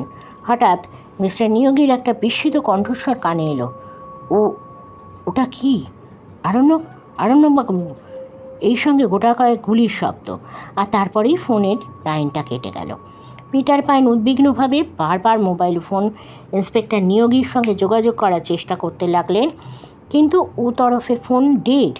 পিটার পাইন আরও উদ্বিগ্ন হলেন। ফোন ডেড হওয়ার আগে গুলির শব্দ শুনে রমাকান্তকে বললেন, রমা, ওখানে সাংঘাতিক একটা কিছু ঘটেছে মনে হচ্ছে। রমাকান্ত মনে মনে ভয় পেয়েছে, বলল, এখন কি করবেন জামাইবাবু? পিটার পাইন বললেন, এখন আর পিছু হটাবার সময় নেই রমাকান্ত, আমাদের এগোতে হবে। হয়তো ওরা বিপদে পড়েছে, এ সময় আমরা আমাদের দায়িত্ব এড়াতে পারি না, তবে এখন আমাদের আরও সতর্কভাবে এগোতে হবে, পায়ের কোনো রকম শব্দ যেন না হয়। বলতে বলতে ব্যাগ থেকে 2 টুকরো কাপড় বার করে নিজের জুতোর তলাটা বেঁধে নিলেন। রমাকান্তকেও বললেন বেঁধে নিতে। এরপর দুজনে নিঃশব্দে হেঁটে চললেন। চাঁদের ম্লান আলোয় দূরে ভাঙা রাজবাড়িটা এখন চোখে পড়ছে, যদিও হাঁটা পথে এখনও কিছু দূরে তার অবস্থান। হাঁটতে হাঁটতেই পিটার পাইন আবার বার কয়েক ইন্সপেক্টর নিয়োগীকে ফোনে ধরার চেষ্টা করলেন, কিন্তু কোনো সাড়া পাওয়া গেল না। চারিদিকে শুধু ঝিঝি পোকারা গাছে গাছে ডেকে চলেছে, আর মাঝে মাঝে জোনাকি উঠতে দেখা যাচ্ছে ইতিউতি, আর কোথাও কোনো প্রাণীর চিহ্ন নেই। রমাকান্ত বলল, জামাইবাবু, ওরা নিশ্চয়ই খুব বিপদে পড়েছে, ফোনটা এভাবে ডেড হয়ে যাওয়াটা মোটেই সুলক্ষণ নয়। পিটার পাইন বললেন, আমি বেশি চিন্তা করছি ওই গুলির শব্দটার জন্য, গুলিটা কে কাকে করলো সেটাও তো বুঝতে পারছি না। বলতে বলতে পিটার পাইন আর একজন কাউকে ফোন করলেন। প্রায় 2 মিনিট কথা বললেন তার সঙ্গে। এখন কাকে ফোন করলেন জামাইবাবু? রমাকান্ত জিজ্ঞেস করলো। জেলা পুলিশের এসপি অফিসে। এসপি ধনঞ্জয় সরকেলের সঙ্গে আমার আগে থেকেই পরিচয় আছে, ওকে ফোর্স নিয়ে আসতে বললাম, আর রিস্ক নেওয়া যাচ্ছে না রে রমা। ইতিমধ্যে ওরা হাঁটতে হাঁটতে ভাঙা রাজবাড়ির জংলা বাগানে ঢুকে পড়েছে। এখানে চারদিকটা নিস্তব্ধ, একটা ঝিঝিরও কোথাও ডাকছে না। চাঁদের মলিন আলোয় জংলা বাগানের মধ্যে ভাঙা রাজবাড়িটা কেমন যেন এক অদ্ভুত মায়াজাল সৃষ্টি করে দাঁড়িয়ে আছে। এখানে তো কাউকে দেখা যাচ্ছে না জামাইবাবু, কিভাবে খুঁজবেন ওদের? রমাকান্ত বলল। এই কথাগুলো পিটার পাইনও ভাবছিলেন। গোড়া থেকেই এই কেসটা ভারী অদ্ভুত মনে হয়েছে ওর। সত্যি মিথ্যে, আলো অন্ধকার এমনভাবে মিলেমিশে আছে যে কোনোটাই ঠিকমতো যেন বোঝা যাচ্ছে না। ঠিক তখনই একটা অস্ফুট শব্দ ভেসে এলো। কেউ মনে হয় কাতরাচ্ছে। শব্দ লক্ষ্য করে হেঁটে গেল ওরা। কেউ একজন পড়ে রয়েছে জংলা বাগানের বাইরে একটা ঝোপের পাশে। পিটার পাইন টর্চের আলোটা তার উপর ফেলে চমকে উঠলেন। আরে, ও তো আরণ্যক। আরণ্যক বোধহয় অজ্ঞান হয়েছিল, এখন জ্ঞান ফিরছে। রমাকান্ত তার সঙ্গে ওয়াটার বটল থেকে কিছুটা জল তার চোখে মুখে ছিটিয়ে আরণ্যকের মুখে ঢেলে দিল। এবার মনে হলো সে কিছুটা সুস্থ হয়ে ধীরে ধীরে উঠে বসলো। এরপর সে যা শোনালো তা ভয়ানক বললেও কম বলা হয়। আরণ্যক বলল, সে আর সিআইডি অফিসার মানিক নিয়োগী খুব সন্তর্পণেই হোসেন আক্তারকে ফলো করে হেঁটে আসছিল। হোসেন আক্তার ভাঙা রাজবাড়ির জংলা বাগানে ঢুকে পড়ল। সেই বাগান পার হলেই পুরনো রাজবাড়ি। বাগানের একপাশে একটি ঝুপড়ি, কিন্তু অনেক সতর্কতা সত্ত্বেও বাগানে ঢুকে আক্তার কোথায় যেন হারিয়ে গেল। হারিয়ে গেল মানে? মিস্টার পাইন অবাক হয়ে বললেন, আমরা দুজনে মিলে তো তার উপর নজর রাখছিলেন। হ্যাঁ স্যার, আমার মনে হয় সে কোনোভাবে সন্দেহ করেছিল তাকে ফলো করা হচ্ছে, তাই আচমকা জংলা বাগানের কোনো জায়গায় সে লুকিয়ে পড়েছিল। খুব ধূর্ত, রমাকান্ত বলল। তারপর কি হলো বলুন। তারপর স্যার, আমরা যখন বাগানে ঢুকে তাকে এখানে ওখানে খুঁজছি, চোখের সামনে দেখলাম এক ভয়াবহ দৃশ্য। কী দৃশ্য? যে দৃশ্য স্যার গত রাতে আমি দেখেছিলাম, বলল আরণ্যক। কি দেখেছেন সেটা বলুন না, এবার অধৈর্য কণ্ঠে বললেন পিটার পাইন। ভাঙা রাজবাড়ির ভেতর থেকে বেরিয়ে আসছে সেই পিশাচ। পিশাচ? তাছাড়া আর কি বলবো স্যার, আরণ্যক বলল। আজ তাকে হেঁটে আসতে দেখলাম একেবারে সামনে থেকে। চেহারা আর পোশাক তার ভাঙা রাজবাড়ির দেওয়ালের সেই পোর্ট্রেট রাজা বাহাদুর রুদ্রসিংহের মতোই, কিন্তু সে যেন কোনো মানুষ নয়। লম্বায় অন্তত 8 ফুট, মুখটা বিভৎস, চোখ দুটো জ্বলছে আগুনের গোলার মতো, বড় বড় সাদা দাঁতের সারি পেরিয়ে এসেছে, আর মুখ থেকে বেরিয়ে আসছে এক ভয়ানক হিহি শব্দ। জামাইবাবু? শুনেই তো আমার হাত পা কাঁপছে, রমাকান্ত বলল। আমারও কাঁপছিল রমাকান্তবাবু, সারা শরীর কাঁপছিল, আরণ্যক বলল। এই দৃশ্য আপনি নিজের চোখে দেখেছেন? পিটার পাইনের কণ্ঠে এখনও যেন অবিশ্বাস। হ্যাঁ স্যার, বিশ্বাস করুন। ইন্সপেক্টর নিয়োগীও নিশ্চয়ই ভয় পেয়েছিলেন, রমাকান্ত জিজ্ঞেস করল। ভয় নিশ্চয়ই পেয়েছিলেন, কিন্তু পালিয়ে যাননি। কোমর থেকে রিভলভার বার করে ওই পিশাচের দিকে তাক করে গুলি ছুড়লেন, 1 বার 2 বার 3 বার, কিন্তু সেগুলি তাকে বিদ্ধ করলো না স্যার। করবে কি করে? সে তো রক্তমাংসের মানুষ নয়, পিশাচ। আরণ্যক ভীত কম্পিতভাবে বলতে লাগলো। গুলি খেয়ে সেই পিশাচ আরও ভয়ঙ্কর হাসি হাসতে হাসতে লম্বা লম্বা পা ফেলে এগিয়ে আসতে লাগলো। আমি চোখের সামনে দৃশ্য সহ্য করতে পারলাম না স্যার। পালাবার চেষ্টা করলাম, কিন্তু কিছুটা গিয়েই বোধহয় জ্ঞান হারিয়ে ফেলেছিলাম।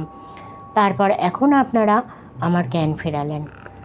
আপনাকে না হয় পাওয়া গেল, কিন্তু ইন্সপেক্টর নিয়োগী, তিনি কোথায়? তার কি হলো? উদ্বিগ্নভাবে প্রশ্ন করলেন পিটার পাইন। আমি জানি না স্যার তার ভাগ্যে কি ঘটেছে, তিনি আদৌ বেঁচে আছেন কি না। বলতে বলতে আক্ষরিক অর্থেই ঠকঠক করে কাঁপতে লাগলো আরণ্যক। পিটার পাইন বললেন, তাকে আমাদের খুঁজে বার করতেই হবে। আমার অনুরোধেই উনি রহস্যকাণ্ডের মুখোমুখি হয়েছেন, কিন্তু কোথায় ওকে খুঁজবেন জামাইবাবু? শুনলেন তো, গুলি করেও এই পিশাচকে মারা যায়নি। তাহলে হয়তো ওই পিশাচের কবলেই।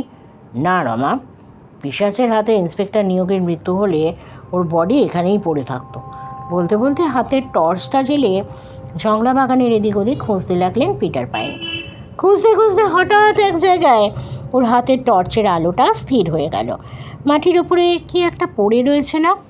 একটু এগিয়ে গিয়ে পিটার পাইন মাটি থেকে তুললেন। সেটা একটা মোবাইল ফোন। আরণ্যক বলল, এটা তো ইন্সপেক্টর স্যারের ফোন, ওর হাতেই ছিল। মাঝে মাঝেই আপনার সঙ্গে কথা বলছিলেন, দেখেই চিনতে পারছি। পিটার পাইন দেখলেন ফোনটা ডেড হয়ে রয়েছে, সম্ভবত হাত থেকে ছিটকে পড়ে। ফোন না হয় পাওয়া গেল, কিন্তু ফোনের মালিক কোথায়? পিটার পাইন এবার গলা তুলে হাঁক দিলে, মিস্টার নিয়োগী, আপনি কোথায় সারাদিন? কিন্তু কোনো সাড়া এলো না। আরণ্যক ভীতভাবে বলল, মিস্টার পাইন চেঁচাবেন না, ওরা আমাদের উপস্থিতি জেনে যাবে। তাহলে আমাদের আর রেহাই থাকবে না।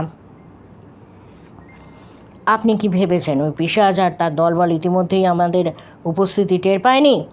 ঠিকই আড়াল থেকে নজর রাখছে আমাদের উপর, পিটার পাইন বললেন। ওরে বাবা, জামাইবাবু কি বলছেন? পিটার পাইন আর ওদের কথায় কান না দিয়ে আরও গলা তুলে হাঁক দিতে দিতে বললেন, মিস্টার নিয়োগী, আপনি কোথায়? আপনি কি এখানে আছেন? একবার সাড়া দিন।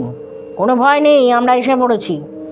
পিটার পাইনের উচ্চকিত কণ্ঠস্বর অন্ধ রাতের নৈশব্দকে খান খান করে দিল, কিন্তু কোনো সাড়া পাওয়া গেল না। পিটার পাইন কিন্তু হাল ছাড়লেন না। তিনি আবার হাঁক দিলেন, মিস্টার নিয়োগী, আপনি শুনতে পাচ্ছেন? কয়েক সেকেন্ড নীরবতা। তারপর হঠাৎ দেখা গেল আধা অন্ধকারের মধ্যে ভাঙা রাজবাড়ির পেছন থেকে টলমল পায়ে কেউ একজন এগিয়ে আসছে। এখনও তাকে পরিষ্কার দেখা যাচ্ছে না। পিশাচ, পিশাচ, ভীতভাবে বলল রমাকান্ত। কিন্তু আরণ্যক তো বলেছে পিশাচ 8 ফুট লম্বা। এ তো তা নয়। আগন্তুক ধীরে ধীরে এগিয়ে আসছে, জংলা বাগানে এসে ঢুকলো। তখন চাঁদের মালিক মলিন আলোয় তাকে চেনা গেল। তিনি আর কেউ নন, জেলা সিআইডির অফিসার মানিক নিয়োগী। কিন্তু উনি ওভাবে টলমল পায়ে হেঁটে আসছেন কেন? তবে কি উনি কোনো কারণে আহত হয়েছেন? কেউ কিছু বলার আগেই এবার পিটার পাইন দৌড়ে মিস্টার নিয়োগীর কাছে গিয়ে 2 হাতে জড়িয়ে ধরলেন।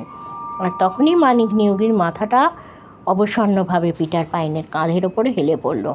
তিনি চেতনা হারালেন। পিটার পাইন রমাকান্তের উদ্দেশ্যে বললেন, রমা, তোমার সঙ্গে যে স্মেলিং সল্টটা আছে এখনই বার করো। মিস্টার নিয়োগী নাকের সামনে আনো, চটপট জ্ঞান ফেরাতে হবে। রমাকান্ত তাই করল। এরপর ইন্সপেক্টর নিয়োগী ধীরে ধীরে জ্ঞান ফিরে এলো। পিটার পাইন এবার শ্যালককে বললেন, ওর সঙ্গে যে ব্র্যান্ডির বোতলটা আছে তা থেকে কিছুটা মিস্টার নিয়োগীর মুখে ঢেলে দিতে। সম্ভবত অত্যধিক মানসিক ধকলে উনি জ্ঞান হারিয়েছিলেন। শরীরটা যদি চনমনে করা দরকার, এখন অনেক কাজ। কিছুটা ব্র্যান্ডি গলায় ঢুকতে ইন্সপেক্টর নিয়োগী অনেকটা স্বাভাবিক হলেন, তবে কণ্ঠে এখনও ক্লান্তির ছোঁয়া। বললেন, আপনারা এসে পড়েছেন? আমি তো প্রায় মরেই যাচ্ছিলাম। কি হয়েছে ব্যাপারটা বলুন তো? পিটার পাইন জিজ্ঞেস করলেন। কিছুটা অবশ্য আরণ্যকবাবুর কাছে শুনেছি। ওনার কথায় এই জংলা বাগানে এক পিশাচ নাকি আপনাকে অ্যাটাক করেছিল, যাকে আপনার রিভলভারের গুলিও টাচ করেনি। হ্যাঁ মিস্টার পাইন, ইন্সপেক্টর নিয়োগী বলতে শুরু করলেন। যখন আমার রিভলভারের গুলিতে ওই অদ্ভুত মূর্তিটার কিছু হলো না, তখন আমি সত্যি নার্ভাস হয়ে গেলাম। তারপর সে এগিয়ে এসে আমার গলাটা 2 হাতে টিপে ধরল। সে কি বজ্র মুঠি! অনুভব করলাম সে হাত কোনো অশরীরীর নয়, কোনো জীবিত পুরুষের কর্কশ শক্ত আঙুলের চাপ। সে অবস্থায় কোনো রকমে তার কবল থেকে মুক্ত হয়ে পালালাম। লুকিয়ে পড়লাম এই জংলা বাগানের বাইরে একটা গাছের আড়ালে। হাতের মোবাইলটা ইতিমধ্যে কোথায় পড়ে গিয়েছিল, তাই আপনাদের আমার অবস্থা জানাবার সুযোগ হয়নি। বলতে বলতে হাঁপাতে লাগলেন ইন্সপেক্টর নিয়োগী। ওকে ওকে। পিটার পাইন মিস্টার নিয়োগীর পিঠে হাত রেখে বললেন, আচ্ছা, ওই অবস্থায় কি দেখতে পেয়েছিলেন সেই মানুষ পিশাচ তখন কোন দিকে গেল? হ্যাঁ হ্যাঁ, দেখেছি। ইন্সপেক্টর নিয়োগী হাঁপাতে হাঁপাতে বললেন, মনে হচ্ছে জংলা বাগানের কোণে ওই ঝুপড়িটার দিকে। হ্যাঁ হ্যাঁ স্যার, গত রাতে আমিও দেখেছি পিশাচ ওই ঝুপড়ির মধ্যে গিয়ে ঢুকলো। ঝুপড়ির মধ্যে? আপনিও দেখেছেন আরণ্যকবাবু? ঢুকতে দেখিনি, তার আগেই তো পেছন থেকে কেউ আমার মাথায় মেরে অজ্ঞান করে দিয়েছিল। কিন্তু পিশাচকে ওই ঝুপড়ির দিকে যেতে দেখেছি, ওটা মনে আছে। ওকে, আমরা তাহলে এখন ওই ঝুপড়িটার মধ্যেই গিয়ে ঢুকবো। ইন্সপেক্টর নিয়োগী, আপনি পারবেন? নিশ্চয়ই মিস্টার পাইন। সাময়িকভাবে একটু নার্ভাস হয়েছিলাম, এখন ঠিক আছি। রিভলভারটাও পকেটে থেকে গেছে, শুধু মোবাইলটা। এই তো আপনার মোবাইল আমার কাছে। বলতে বলতে রমাকান্ত মিস্টার নিয়োগীর মোবাইলটা ওরা হাতে ফিরিয়ে দিলেন। এই জংলা বাগান থেকে খুঁজে পেয়েছি। থ্যাংক ইউ রমাকান্তবাবু। মিস্টার নিয়োগী মোবাইলটা পেয়ে বেশ খুশি হয়েছেন বোঝা গেল। বললেন, এর মধ্যে আমার অনেক important data, phone number save করা আছে। পিটার পাইন বললেন, ঠিক আছে, তাহলে ওই ঝুপড়িটার মধ্যে আমরা গিয়ে দেখি ওখানে কী রহস্য আছে। হঠাৎ আরণ্যক কেমন যেন নার্ভাস ফিল করতে লাগলো। আমতা আমতা করে বলল, মিস্টার পাইন, আমি বলছিলাম আপনি আপনার হারানো স্ত্রীকে খুঁজে পেতে চান, কি চান না? পিটার পাইন আরণ্যকের কথা শেষ হবার আগেই গম্ভীরভাবে বললেন, হ্যাঁ চাই তো, তবে আর দেরি করা যাবে না, চলুন সকলে, এসো রমা। ওরা চারজন গিয়ে ঢুকলো জংলা বাগানের এক কোণে সেই ভাঙা ঝুপড়িটার মধ্যে। এককালে এটা হয়তো গোয়াল ঘর ছিল, এখন পরিত্যক্ত। ভেতরটা ঘুটঘুটে অন্ধকার, চাঁদের ছিটে ফোটা আলোও প্রবেশ করেনি। পিটার পাইন হাতের 5 ব্যাটারির টর্চটা জ্বাললেন। ঝুপড়ি আলোকিত হলো। দেখা গেল ভেতরে যত নোংরা ভাঙাচোরা কাঠকুটো। পিটার পাইন বললেন, ঠিক আছে, তাহলে ঝুপড়ির মধ্যে আমরা গিয়ে দেখি ওখানে কি রহস্য আছে। হঠাৎ আরণ্যককে কেমন যেন নার্ভাস ফিল করতে লাগলো। আমতা আমতা করে বলল, মিস্টার পাইন, আমি বলছিলাম আপনি আপনার হারানো স্ত্রীকে খুঁজে পেতে চান কি চান না? পিটার পাইন আরণ্যকের কথা শেষ হবার আগেই গম্ভীরভাবে বললেন, হ্যাঁ চাই তো, তবে আর দেরি করা যাবে না, চলুন সকলে, এসো রমা। ওরা চারজন গিয়ে ঢুকলো জংলা বাগানের এক কোণে সেই ভাঙা ঝুপড়িটার মধ্যে।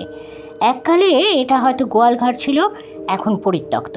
ভেতরটা ঘুটঘুটে অন্ধকার, চাঁদের ছিটে ফোটা আলোও প্রবেশ করেনি। পিটার পাইন হাতের 5 ব্যাটারির টর্চটা জ্বাললেন। ঝুপড়ি আলোকিত হলো। দেখা গেল ভেতরে যত নোংরা ভাঙাচুরা কাঠকুটো, ভাঙা চেয়ার, খড়ের গাদা। রমাকান্ত নাক টিপে বললেন, এখানে কোনো মানুষ ঢুকেছে বলে তো মনে হয় না। আরণ্যক কম্পিত গলায় বলল, ঠিক বলেছেন রমাকান্তবাবু, এখানে যে ঢোকে সে মানুষ নয়, পিশাচ। পিটার পাইন এবার আরণ্যকে এক ধমক দিয়ে বললেন, আরণ্যকবাবু, প্লিজ হোল্ড ইউর টাং, এবার চুপ করে আমায় একটু সহযোগিতা করুন তো। ইন্সপেক্টর নিয়োগী বললেন, কিন্তু মিস্টার পাইন, আমি নিজের চোখে দেখেছি সেই পিশাচ এই ঝুপড়ির দিকেই এগিয়ে এসছে। পিটার পাইন তখন ঝুপড়ির এক ধার থেকে একটা মোটা গাছের ডাল তুলে নিয়ে ঝুপড়ির মেঝের প্রতিটা অংশ ঠুকে দেখতে শুরু করলেন। ইন্সপেক্টর নিয়োগী জিজ্ঞেস করলেন, কি খুঁজছেন মিস্টার পাইন? পিটার পাইন জবাব দিলেন না। তিনি খড়ের গাদা আবর্জনা স্তূপ সরিয়ে মেঝেতে ঠুকতেই চলেন। ঠুকতে হঠাৎ এক সময় থমকে গেলেন, বারবার ঠুকতে লাগলেন সেখানে। মুখে বললেন, রমা, শোনো তো, এই জায়গায় কেমন ঢপঢপ শব্দ হচ্ছে না? ইন্সপেক্টর নিয়োগীও তখন কান পেতেছেন। বললেন, মনে হচ্ছে এই জায়গার নিচেটা ফাঁপা। ঠিক, আমারও সেটাই মনে হচ্ছে। বলতে বলতে উত্তেজিত পিটার পাইন সেই জায়গায় সমস্ত কাঠকুটো আবর্জনা সরিয়ে জায়গাটা পরিষ্কার করতে শুরু করলেন। টর্চের আলোয় দেখা গেল সেই জায়গায় মাটি নেই, একটা পাথরের স্ল্যাব বসানো রয়েছে। আসুন মিস্টার নিয়োগী, এই পাথরের স্ল্যাবটা সরিয়ে ফেলি, মনে হচ্ছে এর নিচে কিছু আছে। সবাই মিলে সেই পাথরের স্ল্যাব সরালো। দেখা গেল সেটা একটা সুড়ঙ্গের মুখ, ভিতরে সিঁড়ি নেমে গেছে। মিস্টার নিয়োগী বললেন, আশ্চর্য ব্যাপার, নিচে কোনো গুপ্ত ঘর আছে মনে হচ্ছে। এখন কি করবেন মিস্টার পাইন? এত দূর এসে তো আর ফিরে যাব না, শেষ পর্যন্ত দেখতে হবে। আপনি কি আমার নামার কথা ভাবছেন নাকি জামাইবাবু? রমাকান্ত জিজ্ঞেস করলো। অবশ্যই, আমরা সবাই নামবো, পিটার পাইন বললেন। স্যার, ব্যাপারটা একটু বেশি রিস্কি হয়ে যাবে না? আরণ্যক বলল, মানে আমি বলছি আমরা মাত্র 4 জন, সঙ্গে 2টো মাত্র রিভলভার, তার উপর গুলিতেও সে মরে না। পিটার পাইন এবার আরণ্যের দিকে তাকিয়ে বললেন, আরণ্যকবাবু, আমি শেষবারের মতো আপনাকে বলছি, হয় আপনি আমাদের সঙ্গে আসুন, তা না হলে ওই জংলা বাগানে গিয়ে কোথাও লুকিয়ে থাকুন, কিন্তু প্লিজ এ সময় আমায় ডিস্টার্ব করবেন না। রমাকান্ত বলল, আরণ্যকবাবু, আপনি গোয়েন্দা পিটার পাইনের উপর একটু ভরসা রাখুন, এখনও পর্যন্ত উনি কোনো অভিযানে ব্যর্থ হননি।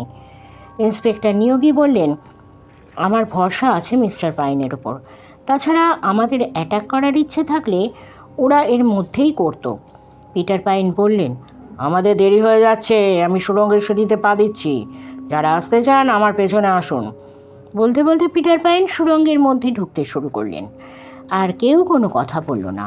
পিটার পাইনের পেছনে সুড়ঙ্গে পা দিলেন ইন্সপেক্টর মানিক নিয়োগী, তার পেছনে রমাকান্ত, সবশেষে আরণ্যকও।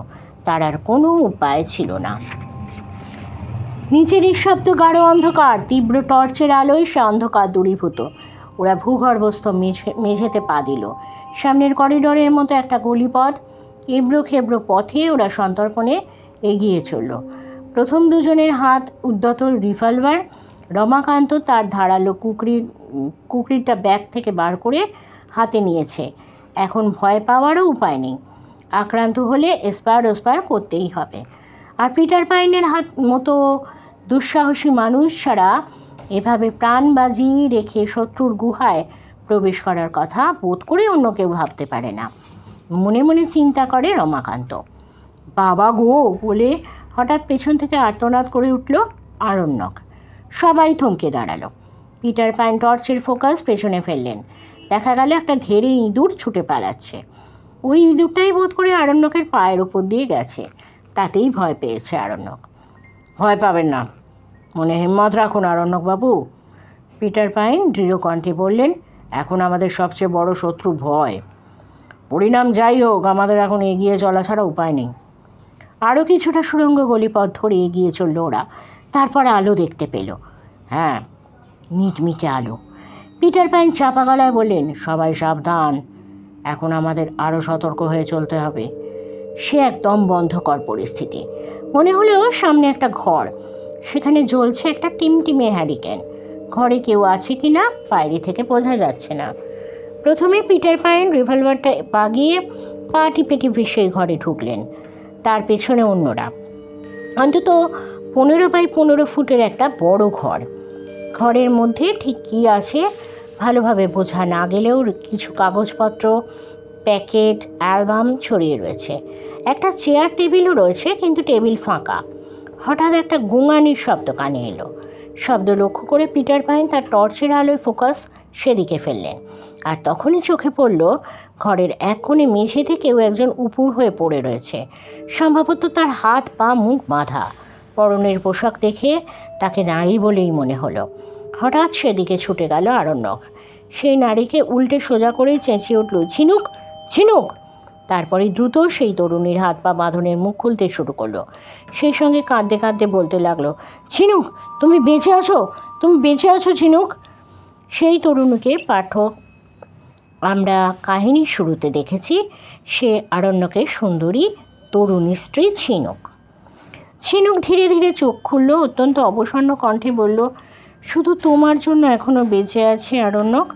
ওরা আমায় বেঁধে রেখেছিল পাচার করার জন্যে। তোমরা আসছো খবর পেয়ে ওরা পালিয়েছে। ঝিনুকের কথা শেষ হবার আগেই আরণ্যক তার তরুণ স্ত্রীর বুকের ওপর ঝাঁপিয়ে পড়ে কেঁদে উঠল। বলল, তোমার এই অবস্থার জন্য আমি দায়ী ঝিনুক, তুমি আমায় ক্ষমা করে দাও। তোমায় ফিরে না পেলে আমি বাঁচতাম না। বলতে বলতে আবার কেঁদে উঠল আরণ্যক। খুবই হৃদয় বিদারক দৃশ্য, সন্দেহ নেই। কিন্তু সময় নষ্ট করার সময় এখন নেই।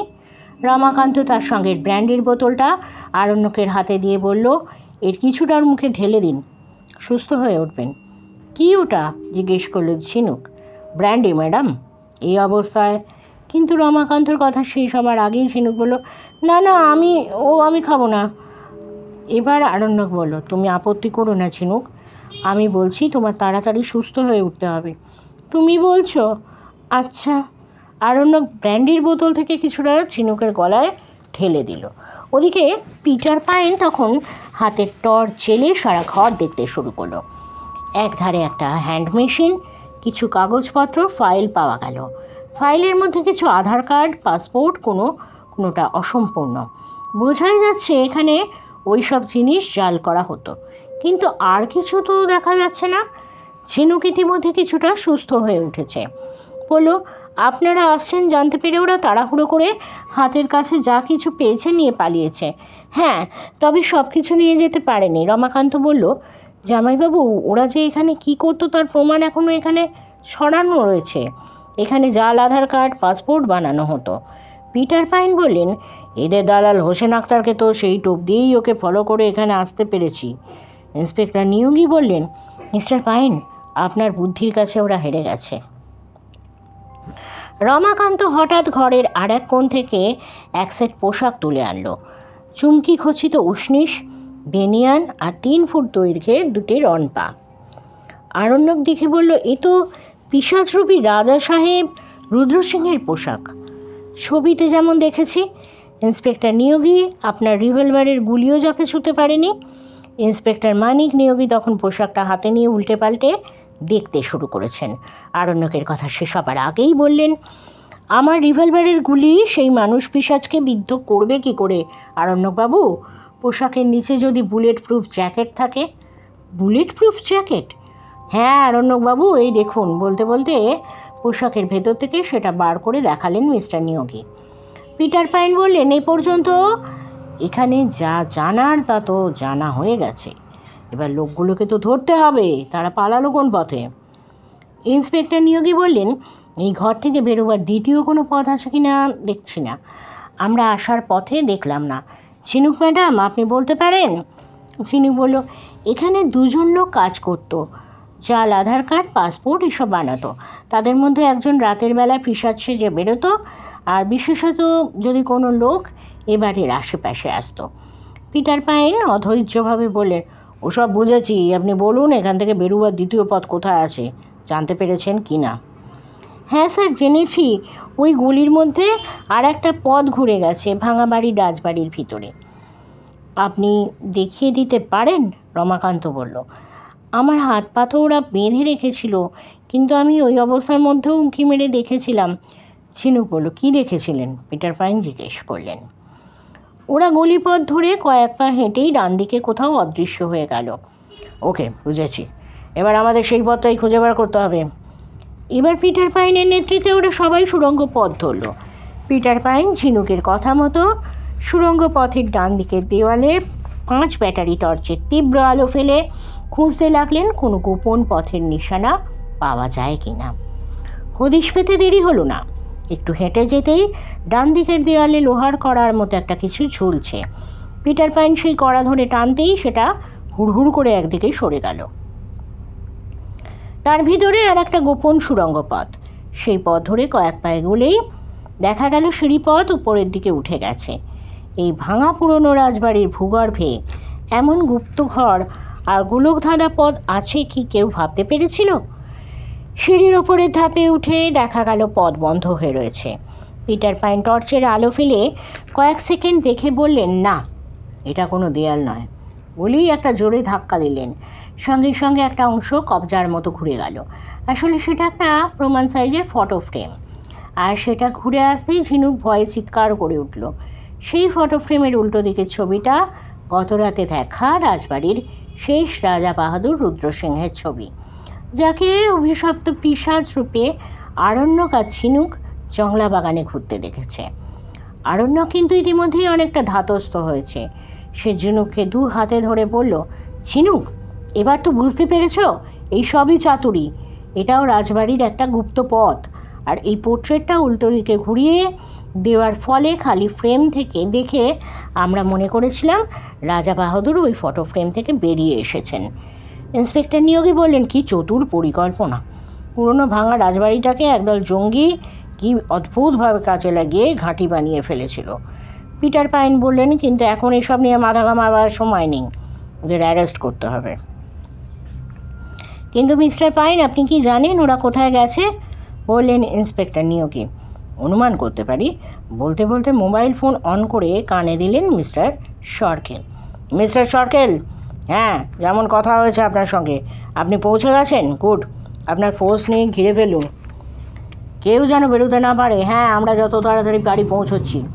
পিটার পাইন ফোন ছাড়তেই ইন্সপেক্টর মানিক নিয়োগী বললেন, মিস্টার পাইন, মিস্টার সরকেল মানে কি জেলা এসপি মিস্টার ধনঞ্জয় সরকেল? হ্যাঁ, ইতিমধ্যেই ওর সঙ্গে আমার যোগাযোগ হয়েছে।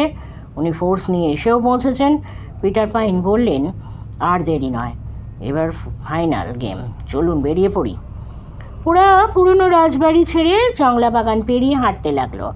হাঁটতে হাঁটতেই পিটার পাইন বললেন, আরণ্যকবাবু, আপনার গাড়িটা কাছাকাছি কোথাও আছে বলেছিলেন না? হ্যাঁ স্যার, ওই মেঠো পথটার ধারে পার্কিং করে রেখেছিলাম। আরণ্যক বলল, সচল আছে? হ্যাঁ স্যার, সে রাতে বিগড়েছিল, সেজন্যই তো এই পুরনো বাড়িতে এসে উঠতে হয়েছিল। কিন্তু পরদিন সকালে আমি নিজেই সারিয়ে ফেলেছি। ওই যে ওই দিকে দেখা গেল কাঁচা রাস্তার ধারে একটা গাছের আড়ালে গাড়িটা রয়েছে। পিটার পাইন বললেন, চলুন সবাই মিলে উঠে কষ্টে সৃষ্টে বসুন, এছাড়া উপায় নেই, আমি ড্রাইভিং সিটে বসছি। কেউই বুঝতে পারছিল না পিটার পাইন কোথায় যেতে চাইছেন, কিন্তু জিজ্ঞেস করার সাহস কারোর হলো না। পিটার পাইন গাড়িতে স্টার্ট দিলেন। কাঁচা পথ ধরে গাড়ি তার যাত্রীদের নিয়ে এগিয়ে চলল। গাড়িটা মামুদপুর থানার সামনে পৌঁছতেই দেখা গেল একটি পুলিশ জিপ দাঁড়িয়ে আছে। পিটার পাইন সবাইকে নিয়ে গাড়ি থেকে নামলেন। তাকে নামতে দেখে আধো অন্ধকারের মধ্যে থেকে এক লম্বা চওড়া পুলিশি ইউনিফর্ম পরা ব্যক্তি এগিয়ে এসে পিটার পাইনের সঙ্গে করমর্দন করলেন। বললেন, মিস্টার পাইন, আপনার জন্যই অপেক্ষা করছি, একসঙ্গে থানার ভেতরে ঢুকবো। পিটার পাইন বললেন, ভেতরে থেকে কেউ পালাতে পারেনি তো? না মিস্টার পাইন, আমার লোক পুরো থানা ঘিরে রেখেছে, একটা মাছিও গলতে পারেনি। এবার ইন্সপেক্টর মানিক নিয়োগের মুখোমুখি হতেই তিনি তাকে ঠকাস করে একটা স্যালুট করলেন। উনি ইন্সপেক্টর নিয়োগের সুপেরিয়র বস এসপি ধনঞ্জয় সরখেল।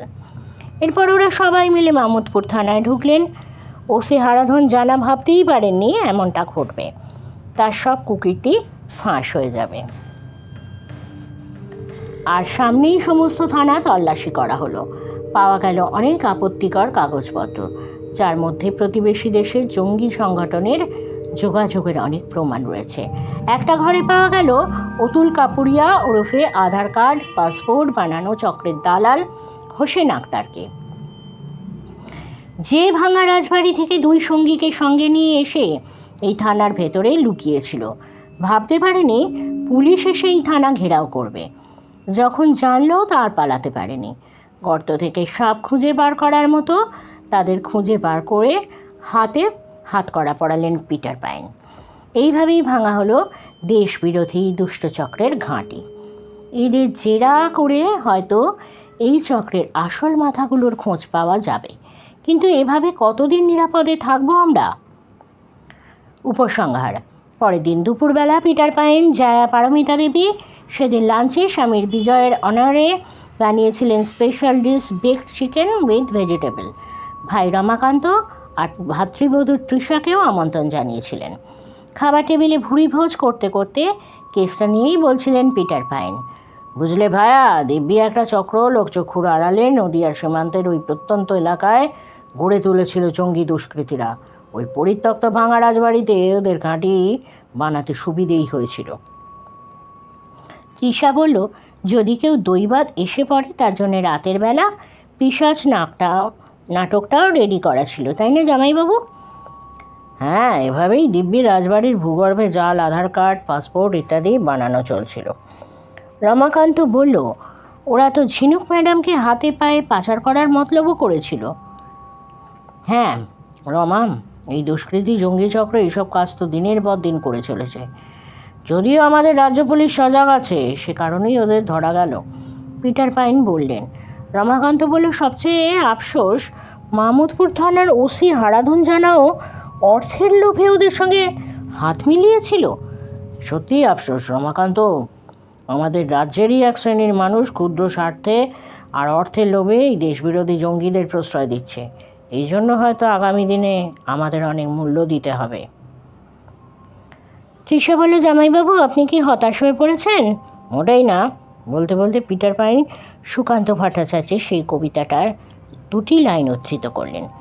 যতক্ষণ দেহে আছে প্রাণ, প্রাণ পড়ে পৃথিবীর সরাবো জঞ্জাল। এই দেশকে আমরা মুক্ত করবই, বন্দে মাতরম। পিটার পাইনের কণ্ঠ ফুটে উঠল এক দৃঢ় প্রত্যয়।